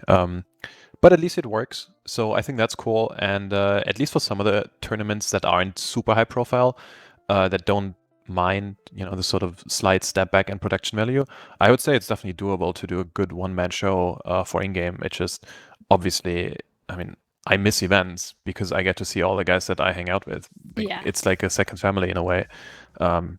It's crazy, you grow so much as like this sort of group of people that are the talent and the guys that are at like every event. You play Mafia together, you watch shows together, you play some Dota together, and I miss these guys so much. Like, it's crazy to me. So to me, it's not just about the game or like the work. It's actually about the friends that I can't see for like half a year now, and that's kind of fortunate. Yeah. That's one of the like crazy things for me that I think I've noticed from like being around people that are hugely involved in the Dota scene as well. Like Cameron Doig used to do a lot of the backstage stuff, and Rob Mulgan, right? Like, they're lovely guys that have always been so heavily involved in Dota, and they were kind of like my bridge into understanding like Dota and getting to know the community. It's wild how lovely everyone is and how like cool the Dota community are. Very close knit, very tight group of guys. And I remember ESL1 Birmingham, just after TrueSight had like just come out for the first time. I was there, I was with them all, and I walked into the toilets at Weatherspoons and just heard 4 different men that were on the urinal just screaming, "Seb, the call of a lifetime!" And I just walked in and was like, well, Dota. Yeah. I mean, it's wild if you think about it. Like, the whole community, I'm sure you guys know these like diagrams that some of the data guys at Twitch put out, where like this community also watches this other esports and all that. Dota is like here, and they don't watch anything else because they're just Dota guys, and that's just Dota it. boys. Yeah, and it's kind of sad in a way because, I mean, at least the like group of talent people, we all play like Path of Exile a ton when the new league comes out, or we watch a ton of Counter-Strike because that's just something that we do. But like the actual Dota community, dude, they live and breathe Dota. End of story. That's it. So you're gonna have these crazy moments where people are just like Dota guys, and they are crazy, and they watch TrueSight, like you said. But it's the same for like the group of talents. I feel like they're super approachable, super nice. I don't know. It's just like, I'm very fortunate to be in an industry where everyone that I work with is really cool, and I consider so many people friends. It's something that I think sometimes you take for granted, and then you go to this sort of 6-month event drought, and suddenly you're like, well, man, it sucks to not see these guys. Because that's like a second family. Yeah. I remember when I met, I think it was when I went on the Omen Esports report, and Shiva and Owen were on at the same time as me, and they were just so lovely. Like, as soon as I went backstage, we were just getting ready. It was like genuine conversation. Just, they wanted to learn more about the world of Counter-Strike. Like, this was sort of my first time touching with anybody, within the Dota scene. So it was just really cool to kind of compare the sort of 2 sides of each esports scene. It was awesome. And they're just, genuinely really lovely guys. I think I saw them at in Leipzig as well, because it was Dream League there, right? Right. Yeah.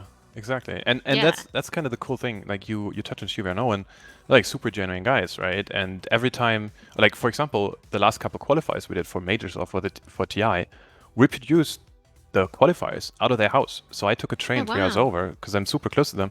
We set up a camera, we set up 2 PCs, and then suddenly we have like a qualifier production. Everyone just hangs out, for like a couple days. That's awesome. And that's awesome because that's kind of the spirit where Dota is like so grassroots in some ways and so corporate in others. But when you have these moments where everyone just like is a Dota fan, and we just try and make a cool show for other Dota fans. It's like a very genuine thing, and that's what I really love about the scene. It feels like it really knows what it is about. Yeah, it's like one huge extended family, really. It really is, yeah. That's really awesome. Just before we wrap up, I kind of wanted to ask you a sort of similar question, Medicz, just about the sort of Siege community, because we've seen, a huge rise in terms of its esports presence in the past few years. How have you kind of seen the community sort of changing over that time? I mean, the only change I saw was the community just gets bigger. Like for Siege, it was always pretty vibrant and super friendly. I believe, like in every esports, like from my experience from CS:GO and Siege events, everyone is super friendly and just happy to, enjoy the game, meet people who play the game, and just enjoy the moments. And Invitational was a wonderful experience for me, and you could just see smiles on everyone's face. Like, hey, everyone came to Canada. It was minus 25 degrees outside, but everyone was super happy because they were watching Siege with friends who they often play ranked with, or just hang out in Discord, TeamSpeak, and it was just a really just wholesome experience, I would say. Everyone went happy home. Yeah.